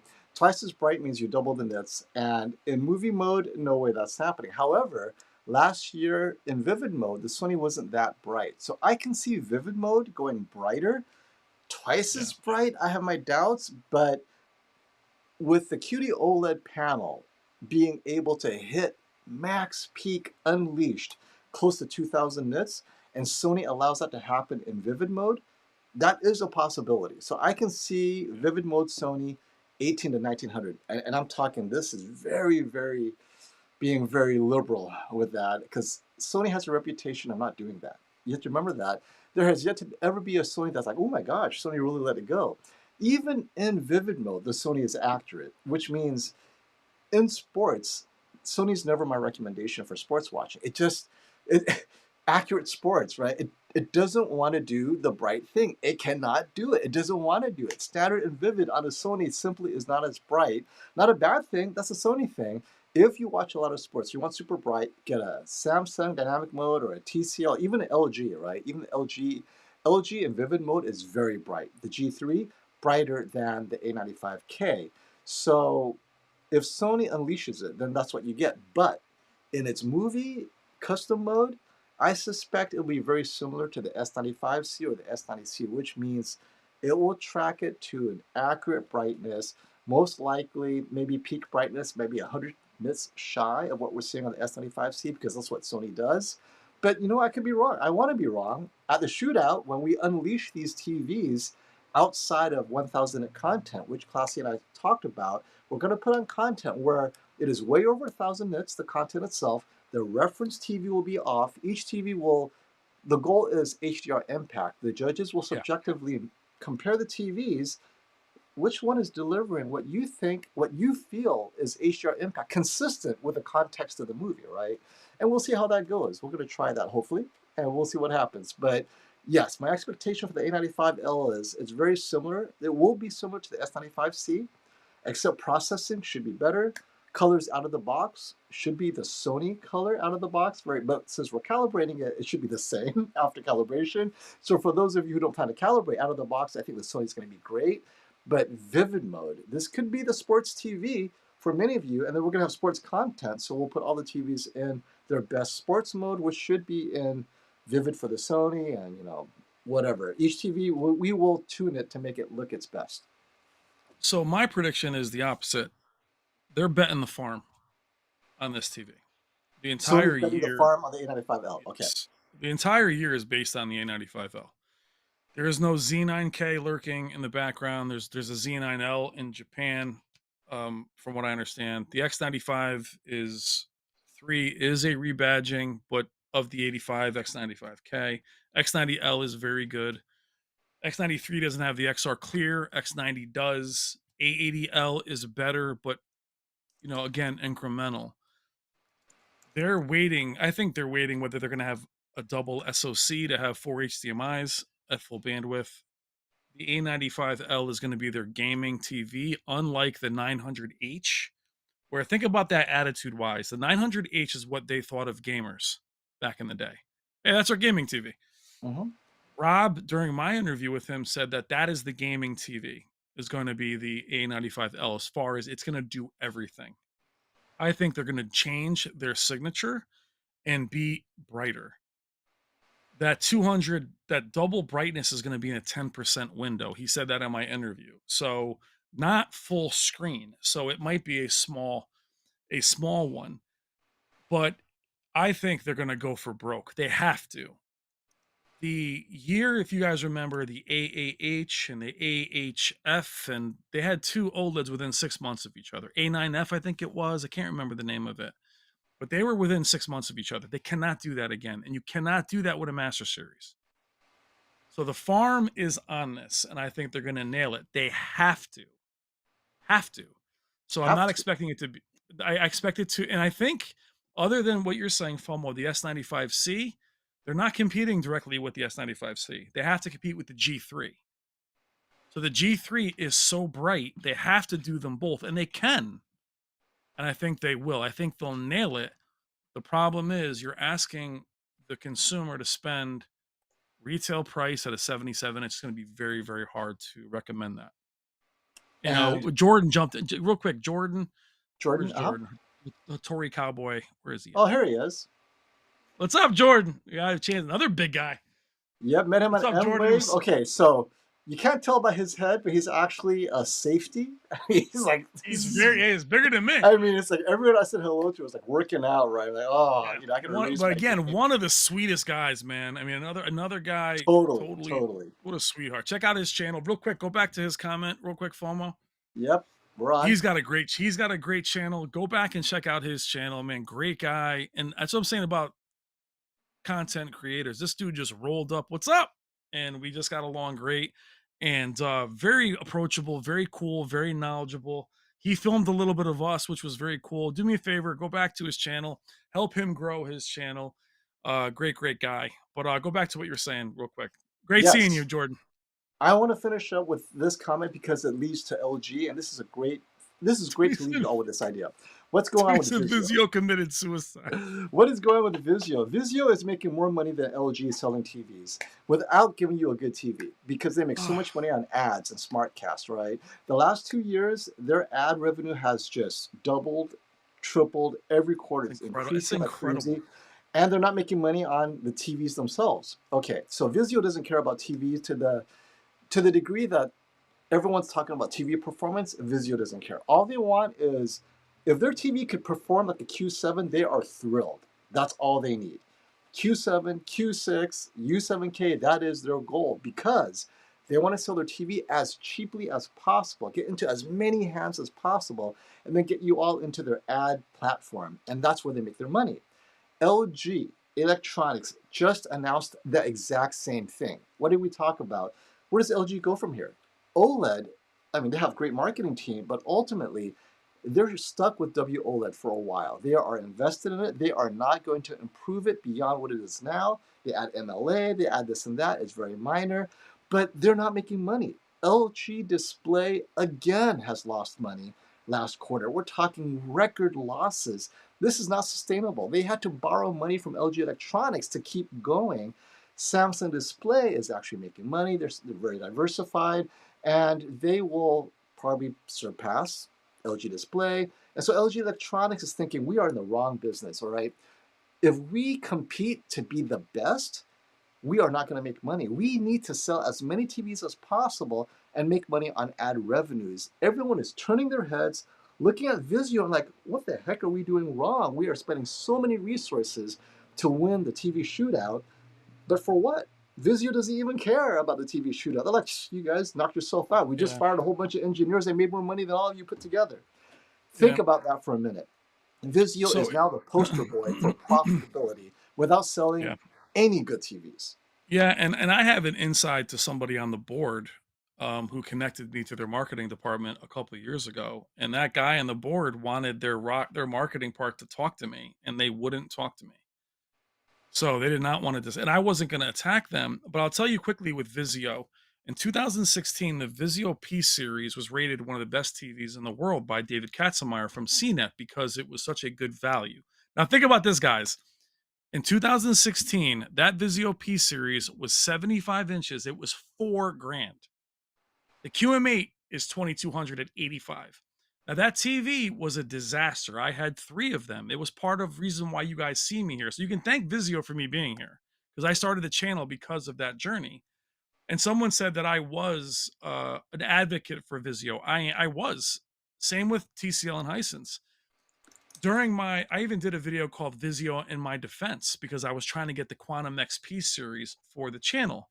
Go back and watch that video. It died during the review, 2 of them. So yes, I cannot recommend And mine them too. My Vizio P Quantum X also died. during the review. What I loved about what Vizio was trying to do, and TCL literally took like their styling, it took their part numbers. It's like, oh, you're the Vizio. So yeah, so Joaquin knows it too. 2000, dude, they were right now. They should be in the position to usurp the other 3. But to Fomo's point, if you're not making money trying to overtake LG and Sony, who are struggling financially, that doesn't help you either. How much money are you making? And LG's learning that. And guys, Samsung's budget for TVs does not compare to their phones. Oh, LG stopped selling phones because they couldn't make money on There's no I LG mean, smartphone. so we think everybody's wealthy. It's tight out there in those brands. So Vizio was like, forget it. I'm gonna just and people still buy them. I don't know why. Where do you find them? I can't even Because they're find one. cheap. Oh, and so But where do speaking you of cheap, find them? Someone's like, oh, I got a Vizio P series. I'm like, which year is it? They're like, I don't know. so let's wrap it up. Thank you everyone for coming. So final thoughts. What I want to know is what's happening? What videos are you putting out this coming week? Brian. Exciting. Your boy is buried. I have a QN85 video done, 85 inches. I have a U7K sitting here. I have a U8K coming Monday. I have an X90L tomorrow. I have an A80L versus A90J. I have Z9K versus X95. I have 900C versus Z9K. I have C3 versus A80L. So, yeah, got a lot going on. And to answer Alyssa's question, yes, if you go to my events and Brian's events, I'll give you this signed glove. I have like 5,000 of these. I haven't had a chance to put it on. So these are optical grade. Actually, I have these designed. It took me almost a year to source them and get the size perfect. Well, perfect. I think it still needs improvement. But these are definitely the same quality cloth that you would use to clean your glasses or camera lens. So I'm very confident that you guys will like it. So yeah, come by, get my gloves, get a hug from Brian. Yeah. Of course, But I'm misrepresenting that. Brian might not hug you. But what's saying for Alyssa, what we're trying to say though, meet and greets, look, we're not celebrities, we're just chilling. But the meet and greets that you would see at, say, even a CES, you're grabbing us as we're running through to another conference. And what FOMO and I did at CES is we did a live stream together, and then we did every manufacturer, right? And we were late to some of them, so we ran around a lot. So I met a lot of cool people on the floor. FOMO is famous. We were going through the craps freaking room trying to get to, I think, Samsung, and this dude's the dealer, which I think is illegal. He's like, FOMO, I bought my TV because of you. Do you remember that? So FOMO's running. He's like, what do you say? But the difference is you guys are going to sit with us. And if you like our live streams, I mean, you'll be sitting on camera with FOMO. You're going to be there with us. That's what I want. Value Electronics Shootout is smaller. I don't think it's going to be open to the public. No, it is not. It's in Manhattan. Special. Yeah. Where you know, this kind of M-Wave, what Michael's opening up is you're gonna be able to hang out with us for as long as you want. I mean, we're gonna be chilling. Meet us at the gym. We're gonna be there at 5 a.m. That's what Phone One are doing next year. So Yep, you'll be hanging out with us. It'll be awesome, man. absolutely. And hey, Jay, Steph, I know you're late, but you're here. Thank you for coming and supporting us. Click like, everyone, even though it's near the end. We And if had you have a 200 question for people the whole Jay, time. I'll try to jump your question to the top of the list. Let me know. Well, he All said, I right. just appreciate you guys. But I mean, like I said, that's why I'm talking so much tonight. I did have reflection of how much I enjoy doing this. And FOMO's Yeah. excited, I'm excited. But to hang out with you guys and be around you guys really is you know, it really is important. And it's something that it does. If I was to take YouTube away, my life would not be as good. And that's not because I like TVs. I mean, it's because doing this tonight is not arduous for me. To me, this is me meeting you guys out, and I want to get back into feeling that way. And definitely, M-Wave did that for me. Yep.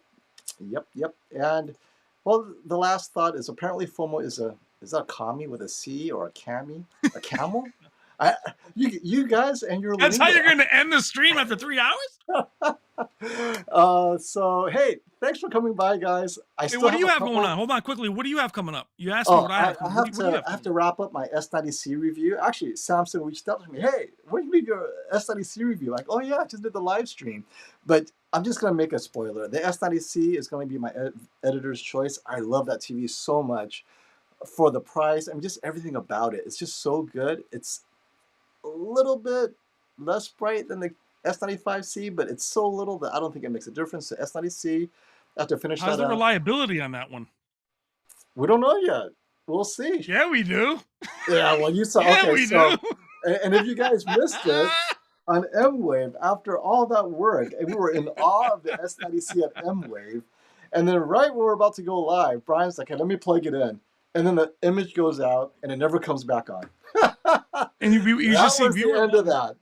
and we were lining it up. The funny thing is, we had another projector calibrator plug into it, and I was like, while FOMO was doing the equipment, I was just getting ready to get it. We would have had such a cool thing because it would have been for you guys watching. It would have been the S90C and the U8K, and that was what we would have been doing. And Cammy is a god, is what Dragon Myth Is it a said. So video you are a game? god, my friend. Okay. And Japanese my god. are the deities, divinities. Very cool. Ah, okay.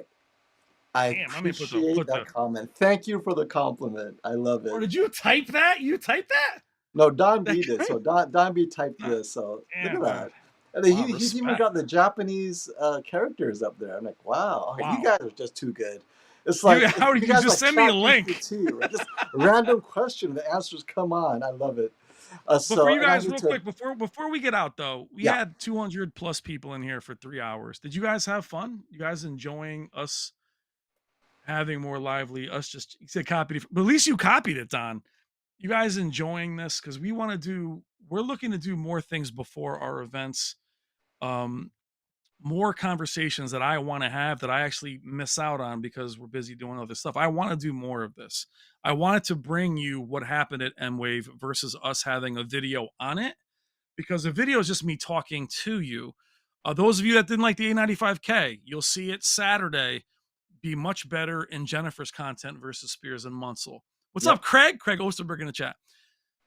So we want to bring you more, and that's something I learned from M-Wave is that FOMO and I already do what they're doing. So we're already giving that interactive kind of thing. So I want to do more of it. And that's that's what I want to do. Oh, Oh wait, Michelle's just a roller I coaster. didn't give G3 the love I gave it at M-Wave. So G3 was the absolute crowd favorite if you did not take price into consideration, or Well, I then asked hold people. on, Michelle. Did you watch? If you watched, you would have seen the love. Oh Gotta yeah, watch lots of everything, my friend. You would have seen all the love, everyone Michelle. who was impressed by the QM8. I just said, can you walk 30 degrees or 5 feet that way? Oh my gosh, the G3 is so awesome now. So the QM8 is good for what it is, but it wasn't the best TV. The G3 stole the show. I mean, Jason's like, oh my gosh, look at the color saturation. Now there's Yeah, some it did. It debate did whether really that's well. even accurate, but we'll see that in the shootout. The reality is, as far as we're just talking mass appeal, the G3 hands down had the greatest mass appeal. The Stuff. QM8, once you realize you can get it for $2,200, 85 inches, suddenly became the one with the mass appeal. But for those who didn't care about price, they just wanted the best, that G3 did itself a favor. And I know, Lisa, the A95K, people were just complaining that it was this and that. And at the end of the day, LG knew what it was doing. They're like, okay, you know what? We lost to the A95K last year. We're going to double down and make everything punchy, everything saturated, and it looked great. It was Yeah. calibrated. This was the TV that, well, people would take home if they were there. So there's your love, Michelle. And I think she But wants, she's watching a K-pop romance on Netflix on her G3. There.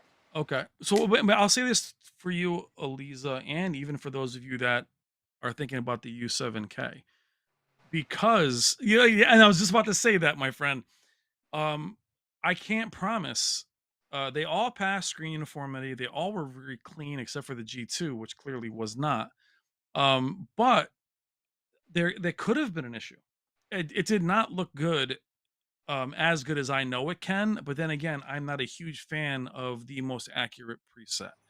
So each there is panel variance. That is a fact. They all behave differently. It doesn't matter. They all measure differently.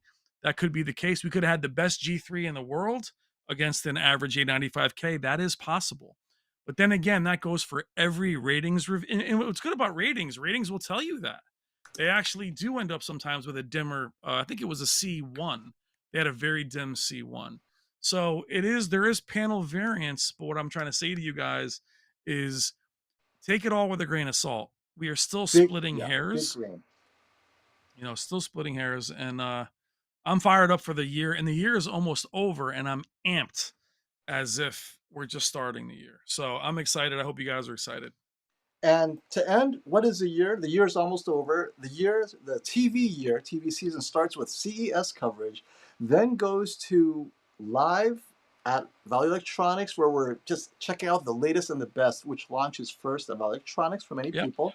And then, the whole weekend marathon. Then comes our individual reviews, live streams. We have an idea of what it is. We're narrowing down the contenders, and then we show off the contenders at MWAVE, which we did. So now people get to touch it, play with it. Yep. We're getting ready for the finalists in the shootout weeks later this year. Yep. September 29th, September 30th is the Value Electronics shootout. So it's the entire season beginning in January and ending Yeah. sometime, well, this year in October. Normally it ends in August, right? But isn't that Yep. exciting? And then in the off season, Brian and I, we update our studio, we buy a camera, we do a bunch of stuff. I do reviews with sound bars and whatever. Yeah. So, it's a full year. Full Well, year. and we actually realized this year as we collaborated that with our creativity, we actually don't have dead time. I could do videos every No. day. I have subjects that so him and I don't really have an off season.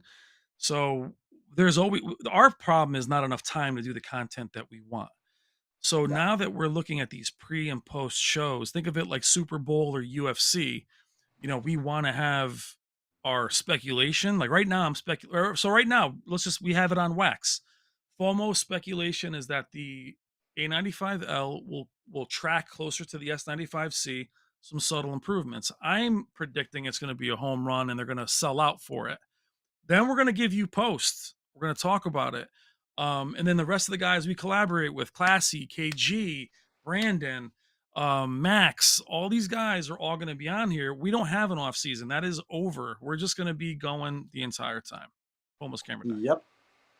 And Another super chat at the very end. we're going to end with a super chat. Thank you, Nice, Sean Sean. Paul, for the generous super chat. I appreciate content creators like you guys. Keep up the good work, and we appreciate the audience like you guys. Okay, what a wonderful way to end. Thank you Yeah, for very showing cool. up and Thank you. hanging out with us for what, almost 3.5 hours? Okay. And, well, until next time, everyone, stop the FOMO, or rather, Love the you way we guys. do it. Got to build more Take care. FOMO. Bye. Yeah.